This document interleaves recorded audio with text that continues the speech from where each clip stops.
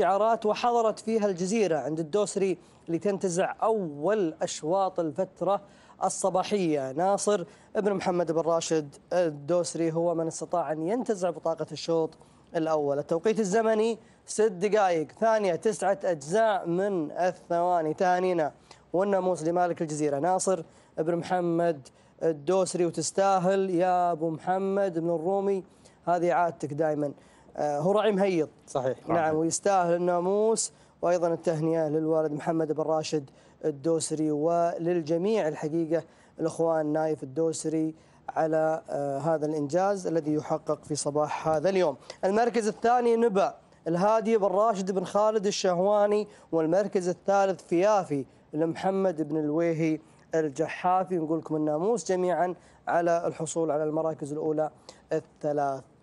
فهد الجزيرة أدت أداء متميز مع ناصر بن محمد بن راشد الدوسري، راعي مهيض اليوم يثبت وجوده في أول أشواط الفترة الصباحية. نعم.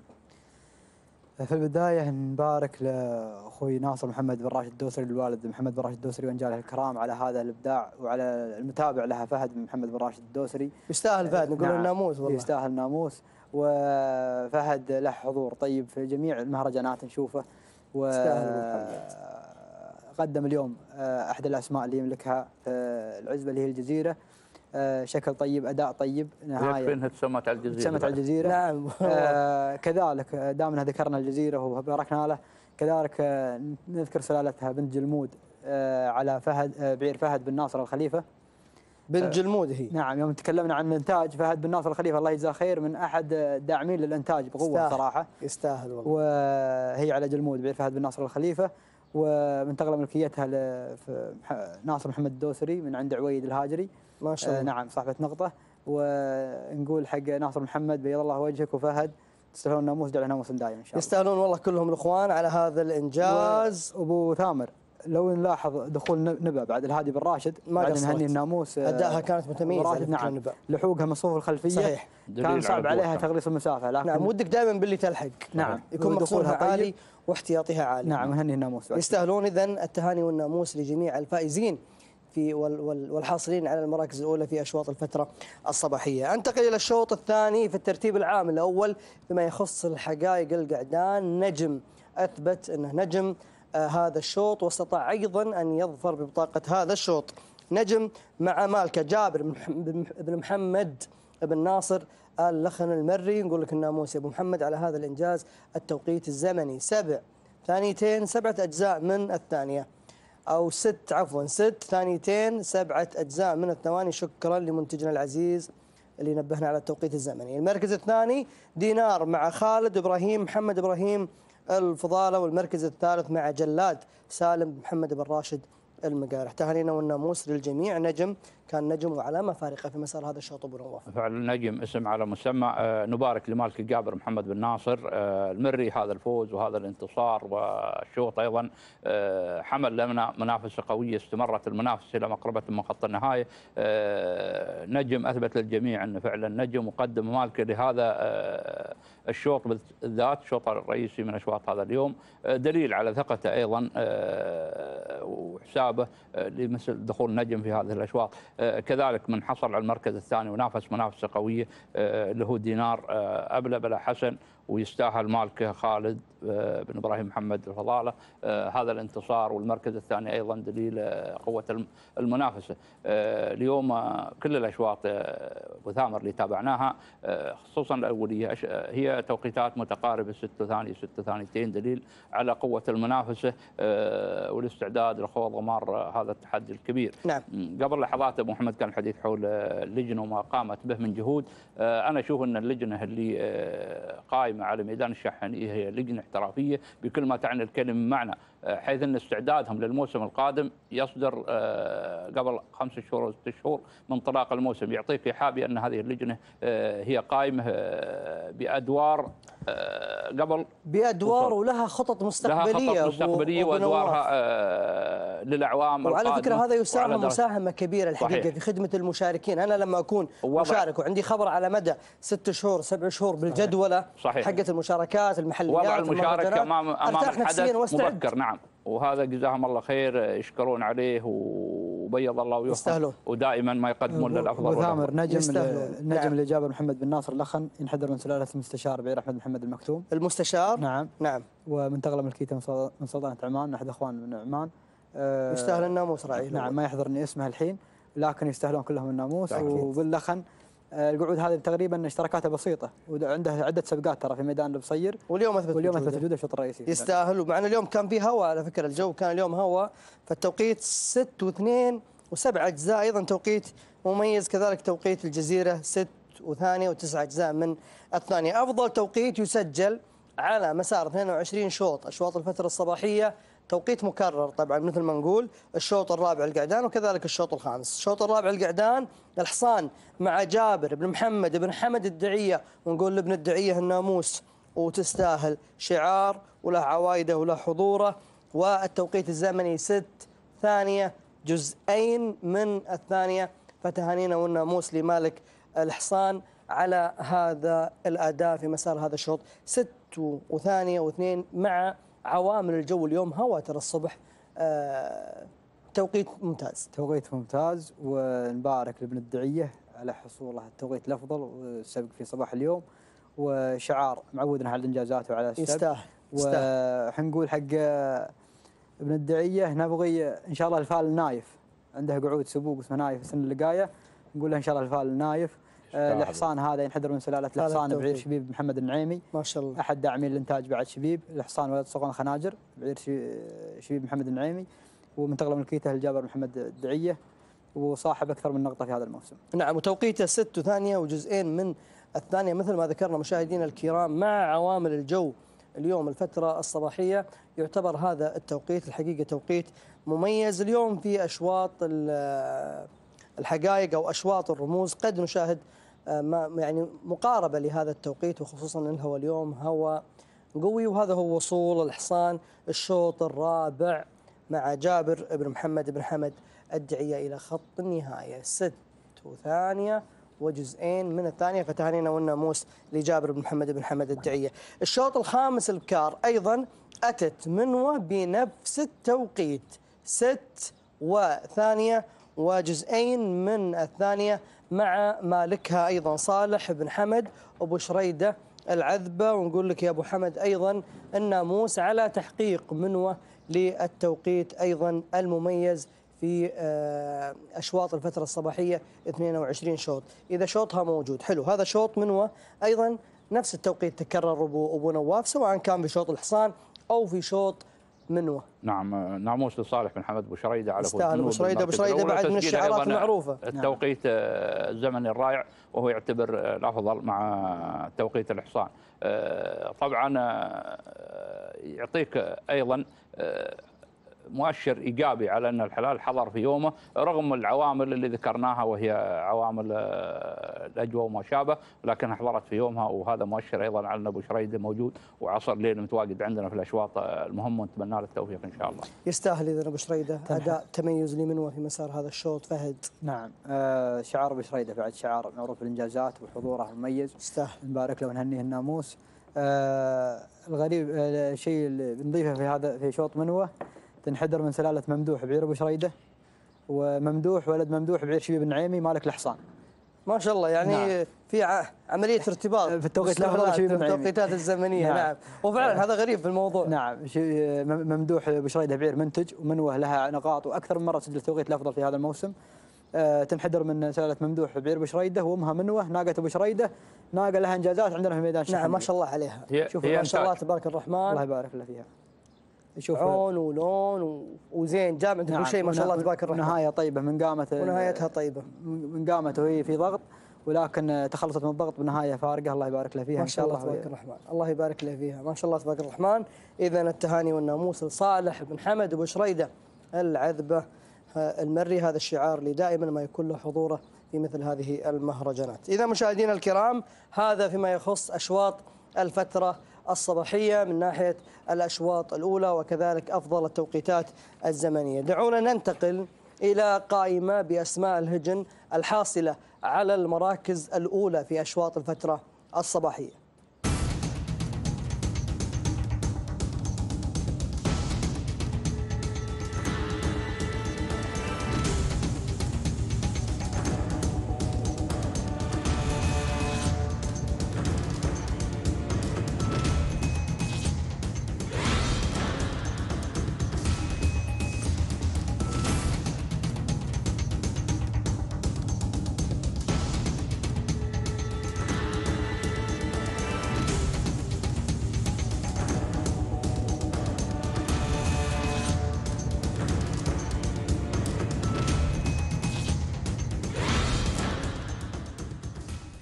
تهانينا والناموس لجميع الفائزين بهذه الأشواط، أشواط الفترة الصباحية، مع تمنياتنا بالتوفيق لمن لم يحالفهم الحظ في هذه الأشواط. ولكن المهرجان لا يزال في بداية انطلاقته، المهرجان لا يزال في بدايته. مثل ما ذكرنا هناك أشواط سواء كان في ميدان القصير وكذلك الميدان الرئيسي هنا، فنتمنى التوفيق لجميع المشاركين. 6 نقاط حصل عليها أبو نواف من خلال الترشيحات والتوقعات فيما يخص أشواط الإنتاج، سواء كان الحقائق أو سواء كان اللقاية. دخول أبو نواف قوي، وهناك سيارة مقدمة أتوقع من شركة حماية لجار الله بن عقيل، نقول بيض الله وجه ابن عقيل على هذا الدعم الحقيقة أيضا لهذه الرياضة. الجميع الحقيقة يدعم هذا الموروث، موروث الآباء والأجداد، وبيض الله وجيههم. بيض الله وجيه. الآن 6 نقاط. أنا بسألك سؤال أبو نواف، ولكن أبي إجابة مباشرة. والله عسى يكون السؤال إن شاء الله أنه يكون أيضا مباشر، ما في لفة. سؤال مباشر ما في لفة أبو نواف، لكن أنا أبي إجابة مباشرة على السؤال. بسألك عن اسم تقول لي فلان، انتهى. طيب بنسمع السؤال يا أبو ثامر. طيب نعم. أخطر واحد من المحللين يتوقع راشد السعدي أنه ينافسه في مسار الترشيحات، ودائما ما يعتمد أبو نواف على ترشيحاته. طيب بداية أنا قلت لي إجابة ما مباشرة. يهمك، أنا بعطيك عطني إجابة مباشرة وبعدها قول لي. ودي أشكر أول شيء ابن عقيل وبيض الله وجهه جزاه الله خير، يستاهل على أنه خلق روح تنافسية عند المحللين لتقديم رؤياهم وترشيحاتهم، وجزاه الله خير. بالنسبة لي أنا أقول لك أعطيك الصدق أني ما بمنافس خطير. أخطر واحد للمنافسة، هذا بداية الموضوع، أخطر واحد وأن اللي أرشحه ما بينافسني على أنه ياخذ السيارة هو فهد المهندي. فهد المهندي نعم. هو اخطر واحد ممكن للسياره، مو بالمنافسه راهيد. لا معليش ابو راشد، ما عليك الدفع ابو نواف. نعم. الاسلوب هذا وترقد العالم، التخدير هذا ما يمشي معنا. التخدير يا لا انت الان ليش قول لي ليش تقول فهد؟ لحظه خليني اقول لك. انت الان عندك 6 نقاط مع اول يوم. 6 نقاط ترى رقم مش بسيط. لا هو بسيط، هذا رقم كبير. ترشيحين فقط، ترشيحين من خلال اصابه ترشيحين يصل الى 6 نقاط. سالم السندوانه نعم. ما عنده ولا نقطه. طيب ترشيحين، صالح صاب الليله في الترشيحين وصل الى 6 نقاط. راشد السعدي غانم الهاجري ما عنده ولا نقطه. كم عندك فهد من نقطه؟ 3 نقاط. 6 مبارك كم عنده؟ 3 نقاط، يعني 3 نقاط. وسهيل 3 نقاط. وسهيل 3 نقاط ايضا. نعم سهيل 3 نقاط. الغربي اتوقع ترشيحهم كان على الغربي، ف3 ولكن المتصدر. طيب ابو ثامر، هذه كل هالعمليه ترشيحين فقط. لو اليوم فهد صاب في الترشيحين وصل الى 9 نقاط مو 6 نقاط. هي العمليه لا زالت. احنا دائما شو نقول ابو نواف؟ نعم. نقول الشعار اللي يكون اداءه متميز في اشواط الفتره الصباحيه، وهذا عرف في ميدان الشحانيه، نعم. ينعكس على أشواط الفترة المسائية. طيب. الآن في بداية انطلاقة هذا الشوط أبو نواف هو اللي في المقدمة، أداء متميز، فلذلك دفع هذا دفع. لا ما في دفع. أنا أقول لك ليش قلت لك أنا فهد؟ لحظة، لازم يكون الاحتياطي والمخزون عالي. فهد ما شاء الله متابع، ما يفوته شاردة ولا واردة في هذا المجال، متابع لكل روابط الهجن يمكن. نعم. ومعلوماته تخدمه ايضا، ومتابعته ايضا في الميدان تخدمه. صغر سنه بعد. لا خلينا من السن دي على صوب السن. لكن خلينا فهد الحقيقه في البدايه اول ما بدينا قبل ما نطلع على الهواء معكم مشاهدينا ومستمعينا الكرام، قلت له ابو نواف تصدر يا فهد المشهد الان ب6 نقاط في اول يوم، وهناك سياره جائزه شوط المحللين. قال فهد المفتاح عندي في البيت، بمعنى أنه ضامن السيطرة على الترشيحات. هو في مهرجان سيدي الأمير الوالد الله يحفظه، كان فهد متصدر المشهد إلى آخر يوم، وكان هناك الحقيقة الحقوا الأخوان وتساووا مع فهد، لكن فهد وسالم السندوانة لحق سهيل الحبسي وصالح الدعبة. الآن فهد 3 نقاط، مبارك 3 نقاط. تغيرت الآلية ابو سهيل 3 نقاط. مشوار طويل. تغيرت الآلية. نعم هي نقاط تغيرت. نعم نقاط تغيرت. أصبح اللي يرشح لو احتل المركز الثاني له نقطتين. نعم. لو احتل المركز الثالث له نقطة. نعم. وهذا أنصف وكذلك يسوي فروقات، لكن انه يكون ترشيحك في دائرة الثلاث. نعم، لكن للأمانة والله أبو ثامر أن الأخوان كلهم دائرتهم في دائرة ترشيحاتهم في دائرة الترشيح. لا اسمح لي، لا عارضك. زين معلش. لا معلش. بقول لك شيء. السندوانه خارج الدائره، غانم الهاجري خارج الدائره. لا تول لحظه، صالح الدعبه خارج الدائره، وين كلهم في الدائره؟ لا لان هذا السن الحين سن صغار. انا ما اتكلم عن سن صغار، انا اتكلم تقول دائما الاخوان في الدائره، امس كلهم برا الدائره الا 3. نكون واقعيين ابو ثامر، هم تراهم كلهم اللي رشحون امس ما خرجن خارج الست، في الاربع في الخمس. احنا النقاط على الثلاث يا ابو نواف. طيب لكن هن قراب. النقاط على الثلاث، لكن فهد دخلهم في الدائره هم برا الدائره. لكن عندنا اخونا ابو نواف صراحه. ابو نواف انا اتوقع ان عنده حد يساعده. هو الكل راح يبحث عن المعلومات يا فهد، حتى انت. ابو نواف اللي شلون يساعد؟ يقول ترى انت تاخذ المركز الاول. ابو نواف عنده هذا ابو ثامر هذه يبحثون عنها من اتصالات مع المهرجان. الاتصالات انتم تقوموا بها احنا نقوم بها، ما في واحد ضاف. لا فالكم التوفيق باذن الله طبعا. لكن هو معلوماته قويه ترى. مني معلوماته قويه. فهد معلوماته قويه. لو معلوماته قويه ما غير ترشيحه. هو البحث يستمر على مشاهدينا الكرام، الكل يبحث على المعطيات والانجازات، لذلك يكون التركيز او الترشيح مركز بشكل كبير على الاسماء المختاره، ولكن هي تحير اذا كان الثاني على رمز واللي في رصيد السياره، واللي ثالث على رمز، واللي خامس على رمز، يعني يوم يحضر ويوم يغيب. اكيد صحيح. طيب قبل ما نطلع الفاصل خلوني انتقل للزميل محمد بن بريك من ارضيه الميدان. محمد بن بريك دائما ما يكون معنا من الميدان، يسلط لنا الضوء على آخر المشاركات والاستعدادات، وأيضا لقاءات مع المشاركين في مهرجان سيدي الأمير الله يحفظه. محمد أسعد الله أوقاتك بكل خير، ومساك الله بالنور، والكلمة عندك. مساك الله بالنور والسرور أخوي سالم، حي ضيوفك الكرام.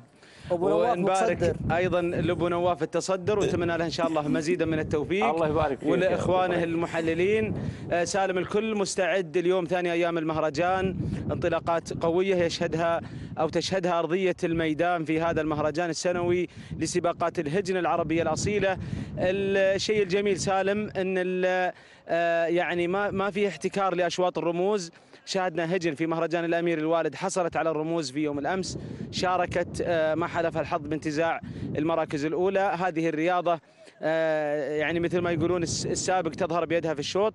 لكل سباق معطياته، تداعياته، أحداثه، تأثيره على الهجن من ناحية الجاهزية، من ناحية فرق سالم أجزاء من الثانية. الآن نشوف جزء واحد أو جزء من أجزاء الثانية ممكن يغير فيها مراكز عديدة. سالم المنافسة شديدة بين الملاك، الكل مستعد. بدأ حضور المشاركين في أشواط الحقائق الليلة لهجن أبناء القبائل.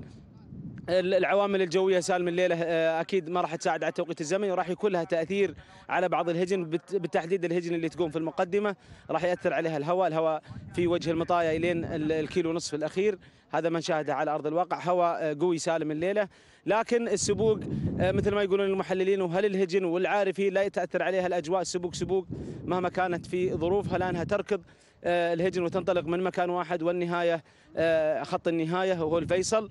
الشوط الأول مثل ما هو مسجل عندك سالم 21 بكرة، إقبال كبير على المشاركة على الشوط البكار. القعدان أيضا ما يقارب 17 أو 18 قعود. هذا دليل على رغبة الملاك في انتزاع أشواط الرموز. نعم سالم. نعم الكل يستعد محمد لانطلاقة أشواط الفترة المسائية، وبالأخص أشواط الرموز مثل ما ذكرت. لكن أتوقع أن لو برجع لعامل التوقيت الزمني ما راح يكون متواجد بسبب عوامل الجو. محمد صحيح؟ أكيد سالم، الهواء بيأثر الليل على التوقيت. ممتاز. طيب محمد، احنا عندنا معلومات الآن وصلتنا من عبر طبعا المحلل الفني لقنوات الريان الفضائية فهد المهندي أن مشخاط مع ناصر بن عبد الله بن أحمد بن عبد الله المسند ما راح يشارك في شوط القعدان. أكيد أن أبو علي عنده معلومة أكيدة من المالك أو المضمر. ربما بعض الحالات سالم ينسحب في اللحظات الأخيرة لظروف صحية، ما يكون جاهز أو وعكة صحية. الهجن معرضة سالم للوعكات الصحية، هذا ربما يعود إلى عارض صحي أكيد. ولكن كان وجود مشخاط ووجود ناصر بن عبد الله المسند شعاره أكيد راح يضفي له دور. صحيح، له دور في المنافسة بلا شك. تواجد هذا الشعار وغيره من الشعارات الكبيرة اللي تحضر في مثل أشواط الرموز الليلة. الكل سالم مستعد. نعم. بدأ النداء لأشواط الرموز تحضيرها، فالهم التوفيق يا رب. فالهم التوفيق إن شاء الله. في توتر من الملاك، نترقب الليلة منافسة أشواط الليلة سالم، جوائز عينية، سيارات، أقوى سن الحقائق الليله راح ينطلق بعد نعم قليل. محمد، احنا نبي لقاء بعد اذنك طبعا اكيد مع المتوترين ان شاء الله. هو اهم طيب شيء إن شاء انهم يكونوا متوترين علشان ناخذ منهم تصريحات، ناخذ منهم الله يعيننا وياهم سالم وفاكم طيب ان شاء الله. امين، فالهم التوفيق باذن الله. ومشكور يا محمد، الله يعطيك العافيه. اذا مشاهدينا الكرام مثل ما وصلنا مشخاط ما راح يشارك بناء على ما ذكر فهد، صحيح؟ نعم صحيح، ما راح يشارك مشخاط. ما راح يشارك. امس وردتنا معلومه في برنامج تحليل في مجلس الرئيس. اي نعم. وكانت من احد الاخوان المذيع احمد الزعبي. نعم. ولكن الحين تم تاكيدها انها عدم مشاركته. تم التاكيد نعم. انه ما راح يكون مشارك في الشوط. مشارك. طيب وعكه صحيه. الله غانم الهاجري غير مع شاهين، لكن ما ادري وش شاهين. انا عندي اثنين في الشوط يا غانم. اكيد غانم الان يتابعنا. حدد لنا شاهين من شاهين. شاهين كاموخه. الكاموخه. البريس. البريس هذا اللي رشحه انا. هو عنده اثنين. لا عنده واحد، قعود واحد. لا شاهين اثنين. شاهين جابر بن حنزاب. شاهين بن حنزاب وشاهين البريس. شاهين راشد بن علي. الكاموخه رقم 16. طيب رقم 16. اذا هذا ترشيح غانم الهاجري. وابو ذيب رمز. انا رشحت رمز. لا انت رشحت مشخاط. لا غير رمز على رمز. غير على رمز. يوم جانا. طيب اذا مشاهدينا الكرام خلونا ننتقل الى هذا الفاصل، ومن ثم نعود لنستعرض معكم الاسماء المشاركه في اشواط الرموز لسن الحقائق الابكار والقعدان.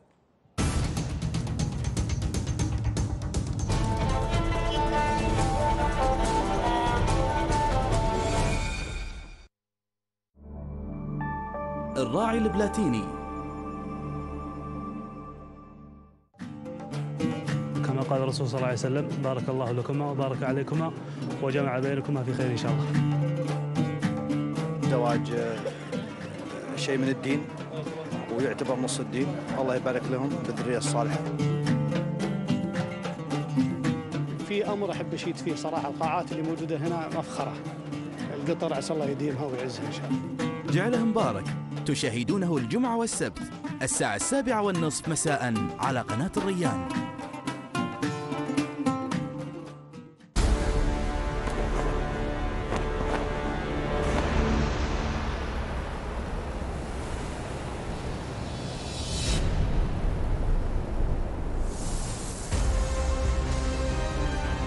تغطية خاصة لسباق الهجن العربية الأصيلة على سيف حضرة صاحب السمو الشيخ تميم بن حمد آل ثاني أمير البلاد المفدى.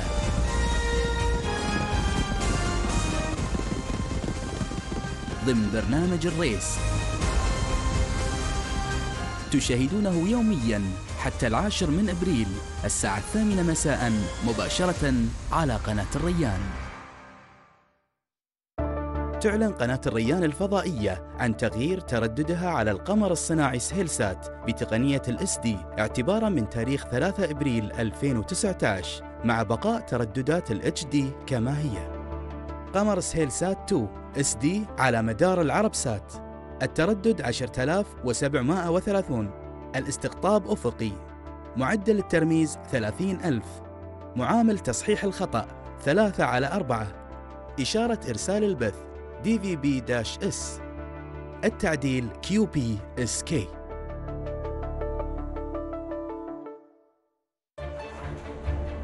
صباحكم عز وفخر وصباحكم قطري بامتياز. أطل عليكم اليوم من مقر قناة الريان الجديد، حلقة جديدة من برنامجكم الصباح رباح اللي راح يطل عليكم يوميا من استوديو عبد الوهاب المطوع. ومثل ما أنا اليوم وصلت وقاعدة أكلمك تقدرين أنت توصلين لمكان أنت تختارين. حبي نفسك، آمني بنفسك، قوي نفسك، طلعي لنا أجمل وأقوى ما عندك لأن احنا نحتاجك في حياتنا. الإيمان والاعتقاد الجازم بإمكانية النجاح هو أول وأهم خطوة لبلوغك هدفك. الصباح رباح تشاهدونه من الأحد إلى الخميس الساعة 10 صباحا مباشرة على قناة الريان. السلام عليكم ورحمة الله وبركاته. في برنامجكم الأسبوعي المطوع. العبادة هي اسم جامع لكل ما يحبه الله ويرضاه من الأقوال والأعمال. إن في الجسد لمضغة إذا صلحت صلح الجسد كله. فعلاقة الإخلاص ترتبط بالمحبة. إذا الإنسان يحب الشيء يخلص له. ولا يجوز القسم بغير الله سبحانه وتعالى في حق البشر. لذلك النبي عليه الصلاة والسلام قال: من كان حالفا فلا يحلف إلا بالله. ولو كان هذا الإنسان عظيما بلغ ما بلغ، أن الأبوين يحتاجون ما تحتاجه أنت في الصغر. ولا تستأفف ما تقوم به من عمل نحوهما إلا وأنت طيب النفس متقبلا لهم. فبضاعة عدم الوفاء هي الخسارة. المطوع تشاهدونه الجمعة الساعة 1 ظهرا على قناة الريان.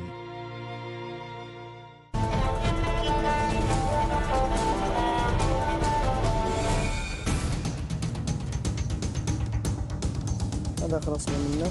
حياكم الله مشاهدينا ومستمعينا الكرام. بعد هذا الفاصل لننتقل معا إلى أشواط الفترة المسائية، حيث سنكون على موعد مع 22 شوط لسن الحقائق البكار والقعدان، ومن ضمن هذه الأشواط أشواط الرموز، الشلف الفضية، وكذلك الخنجر الفضي بالانتظار. أبرز الترشيحات وكذلك الأسماء المشاركة نستعرضها معكم الآن في أول أشواط الفترة المسائية، شوط الشلفة الفضية للحقائق البكار.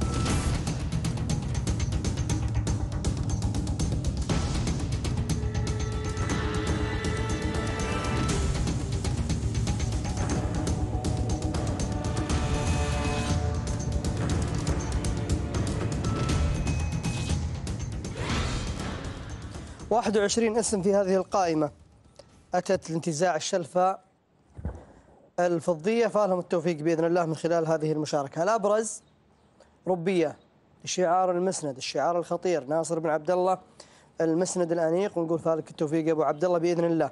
وكذلك الجساسية عند جبر بن جاسم بن ربيعة بن عيسى الكواري، وفالك التوفيق يا أبو جاسم بإذن الله من خلال هذه المشاركة. ربية رمز الإنتاج، نعم، في مهرجان الأمير الوالد. الجساسية الثانية على سيارة في الأمير الوالد، في الأمير الوالد. إذن هذه هي أخطر الأسماء. اسمين؟ لا، في أسماء كثير اللي عندها سيارات. أنا أتكلم على الترشيحات، ما أتكلم عن الأسماء الخطيرة. كل القائمة كلها خطيرة، لكن الترشيحات مع من؟ بالنسبة للسيارات الترشيحات مع من؟ مع ربية وفي بعد والجساسية. بعد عندهم ترشيحات. أنت رحت مع ربية يا أبو نواف. نعم. والجساسية راح معها الخطير اللي ذكرت أنه خطير. صحيح. على الترشيحات. طيب، خلوني أنتقل للزميل محمد بن بريك، ومن ثم نستعرض الأسماء والمشاركة على شوط الشلفة الفضية. محمد، الكلمة عندك، طال عمرك. حياك الله أخوي سالم. بدأ النداء لأشواط الرموز. هذا الصوت معروف عند ملاك الهجن، اسمه عبد الله. هذا الصوت اللي يغض مضاجع المشاركين. حضروا يا مشاركين، يلا يا شباب، يلا يا شباب، الشوط الأول. هذا الصوت سالم مثل ما نسمع شوط البكار والقعدان. هذا اللي يوتر المشاركين. معي أحد المشاركين اللي دائما ما يكون له باع، وأيضا جابر الهاشمي، أحد الشباب اللي يقفون خلف شعار جاسم بن ربيعة الكواري. جابر يا مرحبا، سعداء بوجودك. تحضيراتك الليلة؟ حبك على فضل يا ابو بريك. والله تحضيرات عندنا بكره وقعود، بكره في الشوط الاولي وقعود الشوط الرمز. نعم. كيف بيكون مسار الاشواط الليله؟ اشوف في توتر منك ومن المشاركين. المشاركين الشوط الليله نار لابق. نعم. كله في سبه، قاي مطيه سابقه ثانيه على موتر متاهله في الرمز، كلها في الشوط الليله. بما انك مشارك في شوط البكار والقعدان، اكيد في اسماء قويه في البكار. وش الاسماء المرشحه؟ المرشحه واللي متالقه بكره طول لي عمرك ربيه بسم ناصر بن عبد الله المسند اللي عند راشد بن بطي، وفي بكره القساسيه عند سعيد بن راشد الزعبي حق قبر بن قاسم بن ربيع الكواري، وفي بكره مرشحه بس غايبه فتره عن الركض وتوها معوده بطشه حق بن قبران. نعم. وانت بكرتك انجازاتها؟ انا بكرتي ثانيه على الموتر مرتين، في المؤسسه ثانيه على الموتر، وفي الامير الوالد ثانيه على الموتر. نعم. وشوط القعدان؟ شوط القعدان ارشح قعود رعد حق حمد العويسي، قعود ماخذ موتر في المؤسس، وامس ثاني على الموتر وافضل توقيت في الركض. نعم. وبعد طول لي عمرك ارشح مع راض عندنا قعود، ونقول الله بالتوفيق. هذا حلالك ها؟ هذا حلالي نعم. كيف الساعات اللي تفصل عن انطلاقه الاشواط؟ كيف التوتر؟ والله التوتر ما ينذكر يا ابو بريك، شيء ما تتخيل عليه، ودك ينطلق ستار عنك الحين. نسال الله لك التوفيق وفالك الناموس ان شاء الله. بس الهواء عطنا، بما انك احد المضمرين المخضرمين، الهواء وين بيكون ضد المطايا؟ ضد المطايا من كيلو و4 لين حد ال3. عندنا فتره ما بين ال3 و2، اذا دبر مني هو في صدورهن، واذا عقب نصوب الكيلو هو في صدورهن. يعني في اغلب امتار الميدان الهواء ضد الهجن. ضد الهجن بشكل ما تتصور. في الانطلاقه وفي النهايه. في الانطلاقه وفي النهايه. بيض الله وجهك وفالك الناموس يا جابر، موفق ان شاء الله. يعلى فالنا وفالك يا بريك، الله يحفظك. ايضا متواصلين اخوي سالم في ارضيه الميدان مع المشاركين الكرام، ومثل ما نشوف سالم الكل جاهز، الكل يعد العده للتجهيزات الاخيره، تشييك الراكب الالي، تشييك على ايضا العتاد، على السماعات، التاكيد من الاخوه المشاركين. ايضا احد المشاركين معي، يا مرحبا وسهلا، تعرف عليك. ناصر الزرعي. ناصر الزرعي قادم المشاركه من السلطنه. نعم. نعم، شو مشارك به الليله؟ بكره. عندنا بكره مهمه مشاركه بها ان شاء الله شوط الرمز. نعم، توتر اللي يسبق اشواط الرموز كيف تصف انه التوتر اللي انت فيه واخوانك المشاركين؟ والله هذه السبق قسم ونصيب. نعم. ان ربك كتبنا نصيب، ترى نحن مولمين. نعم. وبكره سبوق وربك. انجازاتها الشهينه؟ والله سبق وثاني وثالث. نعم. عليه السيارات. في ميدان التحدي كيف تشوفه مع اكبر فخر. نعم. صعب المنافسه فيه. صعب نعم، ما تيبي الا السبوق. من اصعب الميادين ميدان التحدي في المنافسه. نعم. نعم. وشوط رمز بعد. نعم. وفي مطايا سبق كلها. نعم. انت مشارك ببكره واحده. نعم. متى وصلت للمشاركه؟ والله من فتره. نعم. نعم. وبشر عن الانجازات في هذا المهرجان. والله الحمد لله. سيارات. ان فزت الليله السلام وين يروح في السلطنه؟ اي مدينه؟ جعلان.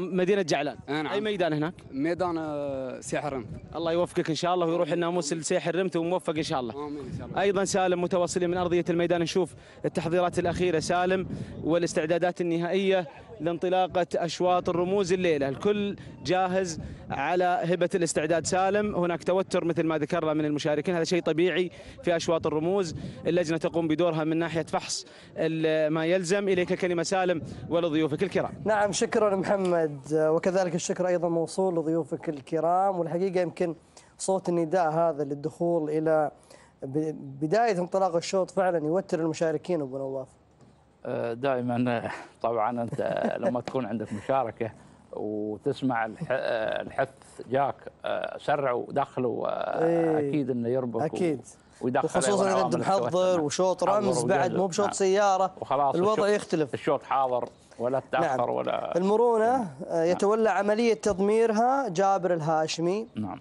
والجساسيه اللي عليها الترشيح يتولى عمليه تضميرها سعيد بن راشد الزعبي، وكلهم تحت ملكيه جاسم بن ربيعه بن عيسى الكواري. فالك التوفيق ابو ربيعه اليوم من خلال هذه المشاركه.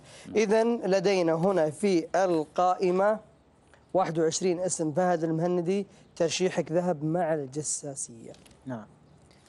الجساسيه بكره شفنا طبيعه ركضها لها سبقات ميدان شحانيه، حاصله في التمهيد الثالث تقريبا على 24 توقيته كان مميز. حضورها في الامير الوالد، ثاني على السياره، ركضها طيب. سعيد بن راشد الزعبي بعد من المضمرين اللي يحضر له مطيه في الشوط على حسب جاهزيته، فاكيد انه حضرها وهي بكامل استعدادها ان شاء الله، ونتمنى لهم التوفيق. وشعار جابر بن جاسم بن ربيعه جاء ثاني وثالث على الرمز في مهرجان الامير الوالد، فكان له حضور طيب. وكذلك ابو ثامر جميع الاسماء المسجله في الشوط كفيله بانتزاع الرمز. نشوف اخونا سالم بن جابر بن جبران حاضر باسمين، شكاله وبطشه، بعد اسماء قويه ولها مثل ما تكلم اخوي جابر الهاشمي من ساعه. بطشه لها عده سبقات عندنا في ميدان الشحانيه، وشكاله منتقله ملكيتها لسالم بن جبران، مستهدف شوط الرمز طبعا بحلال قوي. بعد من الاسماء الخطيره محمد بن حمد بن هوبش المتحده في مهرجان الامير الوالد في اشواط المسائيه، حاصله على التوقيت الافضل في السياره 5:54، فقدمها في شوط الرمز. اكيد التوقيت الافضل. صاحبه رمز الانتاج ايضا متواجده في مسار هذا الشوط اللي هي ربيه مع شعار. نعم. المسند، وشعار المسند شعار خطير، شعار رموز. نعم. بكل ما تحمل الكلمه من معنى، ومع ذلك ذهبت مع الثاني على سياره. نعم.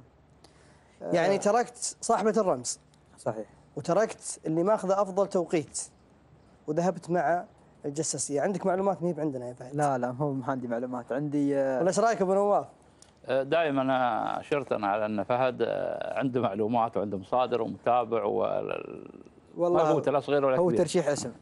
ترشيح الاسم انا معك، لكن انا لو بتكلم على الواقع والمعطيات، صاحبه شوط رمز ماخذه رمز، وعند شعار مش شعار عادي، شعار خطير موجوده.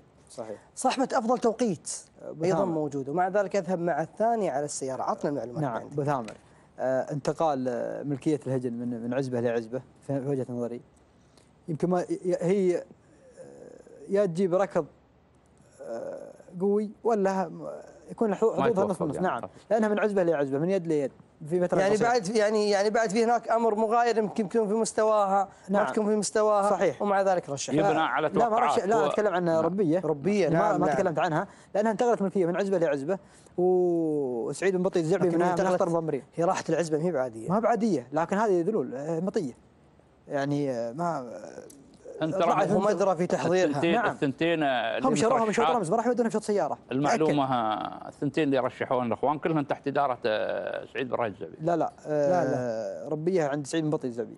عند سعيد بن بطي. نعم، وراشد بن بطي. زين، اذا ترشيحك مع الجساسيه، لان انا اقول لك انتقال الهجن من عزبه لعزبه او من مضمر لمضمر ما تدري عن طبيعه ركضها الجساسيه. الجساسيه تقوم وراء الخمس وما تبعد عن الاوليات، وفيها نهايه طيب. نهاية قوية. نعم، نهاية قوية. كانت نهايتها على السيارة. نعم. وتوقيت زمني قوي بعد. وتوقيت زمني قوي. حضرك 56 أعتقد. 56 5 و56 أعتقد. 5 و56. طيب أبو نواف، رحت مع ربية. نعم. شعار المسند شعار خطير، شعار ينترشح. نعم. وكذلك ربية صاحبة رمز الإنتاج. صحيح. ولكن نقطة أشار لها فهد المهندي، انتقال الملكية نعم. من شخص لشخص قد صحيح. يكون له تأثير على المطية سلبي. نعم، هذا يوضع في الاعتبار أبو ثامر بأن انتقال الملكيات دائما تبقى هناك مغامرة في الترشيح، لكن نعرف أن الأخوان المضمرين اللي انتقلت لهم الملكية هم أيضا متعودين على حصد الرموز ويحسبون حسابهم، وأكيد أنهم ما يفوتوا مثل هذا الجانب. بالنسبة لهذا الشوط، رغم أنه موجود صاحبة الرمز بشعار المسند ربية متواجدة، وشعار المسند على فكرة هو صاحب الرمز هذا أيضا في مهرجان الأمير الوالد. أعتقد أنهم تدعيم شعارهم وانضمام ربية إلى عزبتهم دليل واضح على عزمهم على المحافظة على هذا الرمز. وشاهدنا الظبي من أقوى الأبكار اللي شاركت في أشواط الإنتاج وانتزعت المركز الأول وأخذت الشلفة. بالنسبة للشعار الخطير اللي ظهر عندنا أيضا في هذا الموسم، شعار بن جبران، شعار قوي ولا يستهان به وعنده بطش وشكالة ومدخل ثنتين، استهداف واضح أيضا للرمز، والثنتين مسجلات توقيتات قوية وحاضرات حضور ممتاز في هذا الموسم. بالإضافة اللي حصل وصيف الرمز اللي كان عند اللقاء قبل شوية اللي هو جابر الهاشمي محضر المرونة بشعار جبر بن قاسم بن ربيعة، وقبل أيام حصلوا على وصافة الرمز، يحضرون أيضا هذا الموقع ومرونه سابقة في عدة مناسبات، واحتلت المركز الثالث ايضا على السياره بمهرجان الامير الوالد، دليل على قوه المنافسه. ابناء السلطنه مشاركين مهمه، ومشاركين ايضا مهمه ثانيه على السياره، ثانيه على السياره ولها سبق التمهيديات، بالاضافه الى فتنه بشعار محمد بن صبيح بن محمد الوهيبي ايضا متواجده ولها عده وين رحت معالم هذا الشوط؟ بالنسبه للمتحده صاحبه سياره وسجلت توقيت رائع. وين رحت معالم هذا الشوط؟ والله هذا الشوط يمكن تستمر في المنافسه الى خط النهايه. جابر الهاشمي قال لك ان الكيلو الاول او من الرابع للثالث بيكون الهواء في وجيه المطايا. نعم. وايضا الكيلو الاخير بيكون الهواء في وجيه المطايا. صحيح، لان الهواء تقريبا شرقي، يعني اكثر الوقت من شرقي غرب. لا مش غربي. غرب الهواء. لا شرق. شرقي. نعم. الهواء مش غربي، شرقي. لكن بين شرقي وشمالي تقريبا. صحيح. لكن اكثر الوقت بيكون من وجوههم، والمسافه اللي تساعدهن فقط اثناء تدويرهم من بعد الثلاثه الى اتجاه الى كيلوين، يمكن في عمليه مساعده، لكن ومن بعد يعارض ايضا. يعارض في اخر كيلو. طيب. نعم. رحت مع ملامح الشوط وين؟ يمكن مع 200 متر الاخيره او 200 متر تستمر الأخيرة. المنافسه. اعتقد انه وشاهدنا في مهرجان الامير الوالد. نعم. قبل خط النهايه بامتار فقط دخول حمايه وانتزاعها الرمز في الامتار الاخيره. وين رحت مع ملامح الشوط؟ اتوقع بعد نفس 200 و 300 متر الاخيره. 200 متر الاخيره. نعم. اتوقع لانها الاسماء كلها مستواها متقارب. نعم، كلها لي سياره في رصيد، واللي على رمز واللي ثاني على سياره. فالحقيقه التوقعات والتكهنات في هذا الشوط صعبه، ولكن نذهب دائما في مثل هذه الحالات الى المعطيات واخر الانجازات. اللي على رمز واللي على سيارة وتوقيت أفضل، ولكن فهد ذهب مع الجساسية الثانية على سيارة، وفالهم التوفيق بإذن الله. ننتقل إلى قائمة بأسماء الهجن المشاركة في الشوط الثاني والأول الرئيسي بالنسبة للحقائق القعدان، شوط الشلفاء، شوط الخنجر الفضي.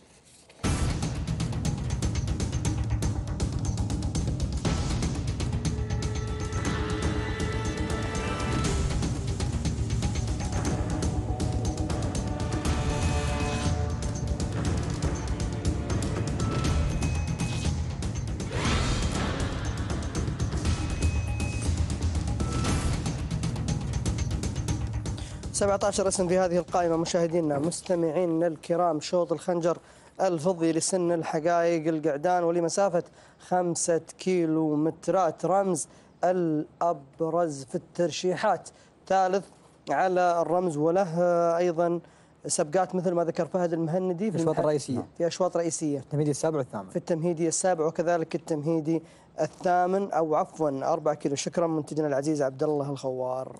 إذا 4 كيلو، مسافة 4 كيلو مترات. إذا الثالث على الرمز هو الأبرز في الترشيحات. هناك ترشيح على رعد، سهيل الحبسي، صالح الدعبة وصالح الدعبة، ترشيحين ما شاء الله حافظ الترشيحات ابو نواف. والله لا والله. هناك مراقبة لا على ترى الترشيحات وعلى، وانا عارف انه من الاسماء القوية، بس انت صرت عارف من بعد اللي مرشحين رعد، صالح وسهيل.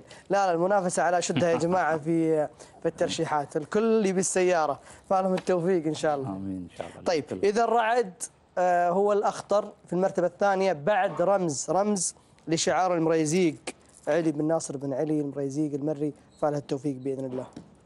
نعم. من رشحت؟ رشحت رمز. نعم. أول شيء كنت مرشح مش خاط. نعم مش خاط أيضا، لكن بعد ما وصلت المعلومات، بعد ما وصلت المعلومة وقالوا أن القعود غير شارك، غيرنا عند طيب. رمز، ورمز اسم لا يستهان به، وقعود حصل على المركز الثالث على الرمز، واللي يحصل على المركز الثاني والثالث قدير انه يختطف الرمز في اي لحظه. بالنسبه لهذا الشوط ايضا لا يقل اهميه، شوط كلهم اغلبهم سيارات، وثاني على السياره واللي مسجل افضل توقيت. بالنسبه لرعد اللي في رصيد السياره وثاني على السياره، اسم خطير وترشح ايضا من قبل الاخوان للمنافسه على هذا الشوط. عند العويسي. نعم عند العويسي، قعود شاهدنا له عده سبقات ومنافس خطير. اخر وفي رصيد السياره، وثاني على السياره في اخر مشاركه، في اخر مشاركه. نعم. اول مشاركه هذا السياره، وثاني مشاركه عنده سبقات تمهيديه. نعم. طيب. نعم.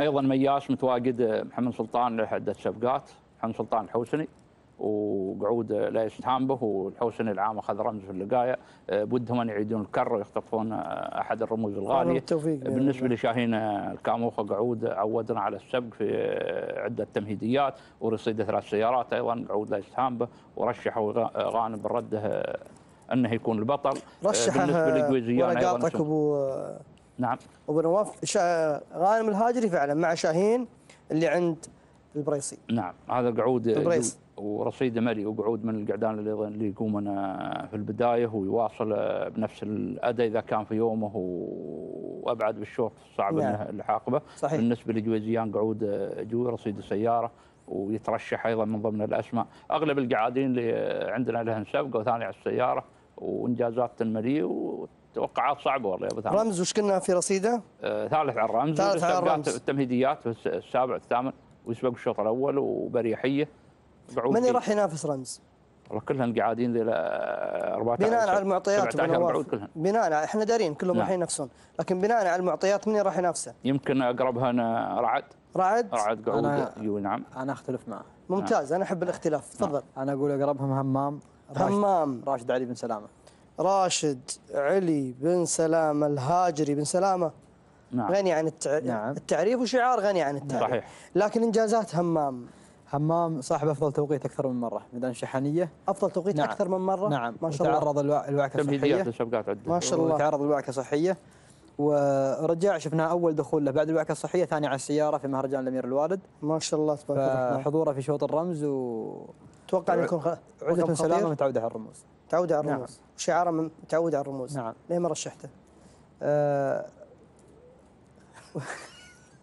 كل دعوة فيها سيارة. دعوة فيها سيارة. لا القعود للحين إن كان خذه رشحنا في التحدي إن شاء الله. في التحدي؟ نعم. كان دخل الخامس رشحنا في التحدي. يعني أنت يعني أنا جتني على السيارة. الشوط هذا تعتبرونه اختبار الهمام. نعم. عشان كذا ما في ترجيح، لازم ترجيح يكون مركز. لا احنا نقيس على آخر معطيات. رمز. آخر معطيات 8 على السيارة. لا بس رمز جاء الأول والثاني قدام انتقلت ملكيتهم. نعم. فهو الابرز انا اشوف انه فين اللي هو رمز. نعم. هو الابرز. طيب نروح مع الابرز، لكن انت قلت المنافسه اتوقع المنافسه بتكون من همام. نعم. هو الاخطر. والله القاعدين اشوفهم كلهم خاطري 17 لكن ابو نواف نعم. هذا الله يحييك. نعم. شوط رمز. نعم. كل القاعدين الموجوده هنا خطيره. صحيح. لكن احنا نتكلم على معطيات والاقرب. الاقرب يمكن اذا احنا نقول كلها خطيره ما راح نرشح احد. لا يمكن الاقرب رعد، وكذلك ايضا جويزيان وشاهين. هذا يعني جويزيان وشاهين ورعد تقريبا يعني، وبالاضافه تستبعد همام. لا ما استبعد همام. لا هو استبعده الحين خلاص. لا من ضمن الاسماء اللي انا عيل بحط، انا بضيف لك همام ومنذر. ومنذر ايش معنى منذر؟ منذر له عده سباقات عندنا. منذر من هو عندنا؟ هيان بن مبارك بن راشد الجربوعي المري. نعم اسم خطير هذا. ما في اسم ما سابق، لكن هل حضورها الليله بنفس المستوى؟ ترى هذه منذر اضيف مع همام. يعني انا وياه اختلفنا في الترشيحات الثاني والثالث، الترشيح الثاني والترشيح الثالث اختلفنا انا وابو نواف. هذا تحدي فهد، انت تحدي لابو نواف. هو تحدي لا بالعكس، لكن هو استبعد همام من المنافسه. لا ما استبعد من المنافسه، ما في اسم مستبعد، انا اكد لك. انت ذكرت 5 اسماء. طيب البقيه وين؟ 17 ممكن تعتبرها. نعم لكن نتكلم بناء على معطيات. وجهه نظر ايضا. هجن السيلي داخلين بالوطني، وهجن السيلي نعرفهم دائما منافسين على الرموز. هجن السيلي الشعار اللورد نعم موجود بالوطني، وقعودهم جاي ثالث على السياره ايضا قعود قوي. الوطني وش انجازاته؟ حد يعرف شو انجازات الوطني؟ ثالث على السياره. ما تستبعد اسم يا ابو احنا ما نستبعد اي اسم يا ابو نواف، لكن احنا نتكلم على معطيات لا اكثر ولا اقل. صعبه، هذا حلالي حظر في يوم يعني هي صعبه. نعم. وهذا انت رشحت رمز. صحيح. ليش؟ والله بناء على ما قدم في الرمز وخاض مار شوط رمز، يعني اتوقع رمز انه يكون اليوم يومه، فاكيد انه هو الابرز. ويمكن ما يبرز اليوم يظهر اسمه. هو امس كان مرشح مشخاط صاحب سياره. صحيح. وانتقل زين في غيره ربع. صحيح في غيره، لكن مش خاطئ. انتقل اشتراكه قوي، واشترك على سياره وانتقل الى الرموز. شاهدنا لمحه خذت سياره عند شعار الزعبي، انتقلت الى الرموز وخذت لمحه في اشواط الانتاج. طيب ما في اختلاف. انا اتكلم ابو نواف، لو كان وين تنوجد ابو نواف لو كان مشخاط لا زال موجود ترشيحك عليه؟ لو كان مشخاط انا غيرت ترشيحي. انا اتوقع انه رشح رمز، انه شافني مرشحه امس ودرى اني بوصله في الترشيحات فقال خليني اروح معه. هذا استنتاج انا ما ذهبت له، لكن والله لا رمز هو يمكن ابو نواف يركز على فهد انه يكون معه ما هذا هو يستنتج من خياله، لكن انا رمز من ضمن الاسماء اللي وضعت على حساب قعود. فعلا التوفيق باذن الله. طبعا مثل ما نشاهد مشاهدينا ومستمعينا الكرام، الاستعداد لانطلاق اشواط الفتره المسائيه، الاشواط المرتقبه لسن الحقائق الابكار والقعدان الشلفه الفضيه وكذلك الخنجر الفضي، وايضا الترشيحات على قدم وساق. مثل ما ذكرنا ربيه لشعار المسند هي المرشح الابرز في شوط الشلفه الفضيه، بالاضافه الى الجساسيه عند جاسم بن ربيعه بن عيسى الكواري. هذا فيما يخص شوط الشلفه الفضيه. شوط القعدان رمز هو الابرز، ومن ثم ياتي في المرتبه الثانيه رعد. الوحيد اللي ذهب مع شاهين هو غانم الهاجري بن رده، راح مع شاهين اللي عند بن كاموخه. نعم. يرشحه لانتزاع الرمز، فالهم التوفيق باذن الله. ومن هنا ننتقل الى ارضيه الميدان لنتابع هذه الانطلاقه معكم مشاهدينا ومستمعينا الاعزاء.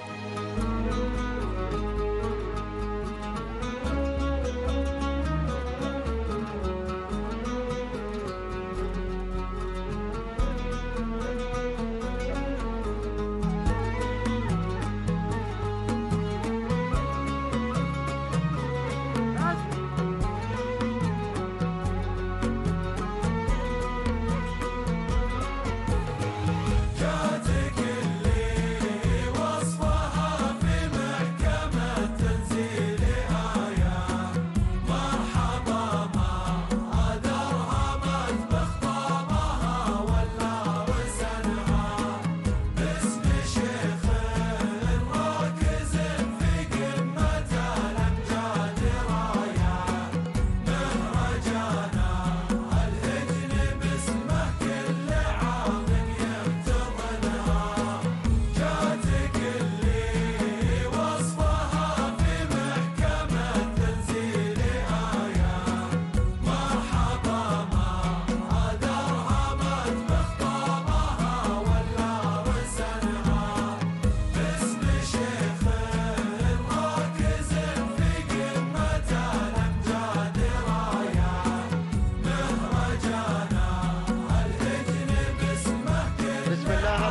الرحيم.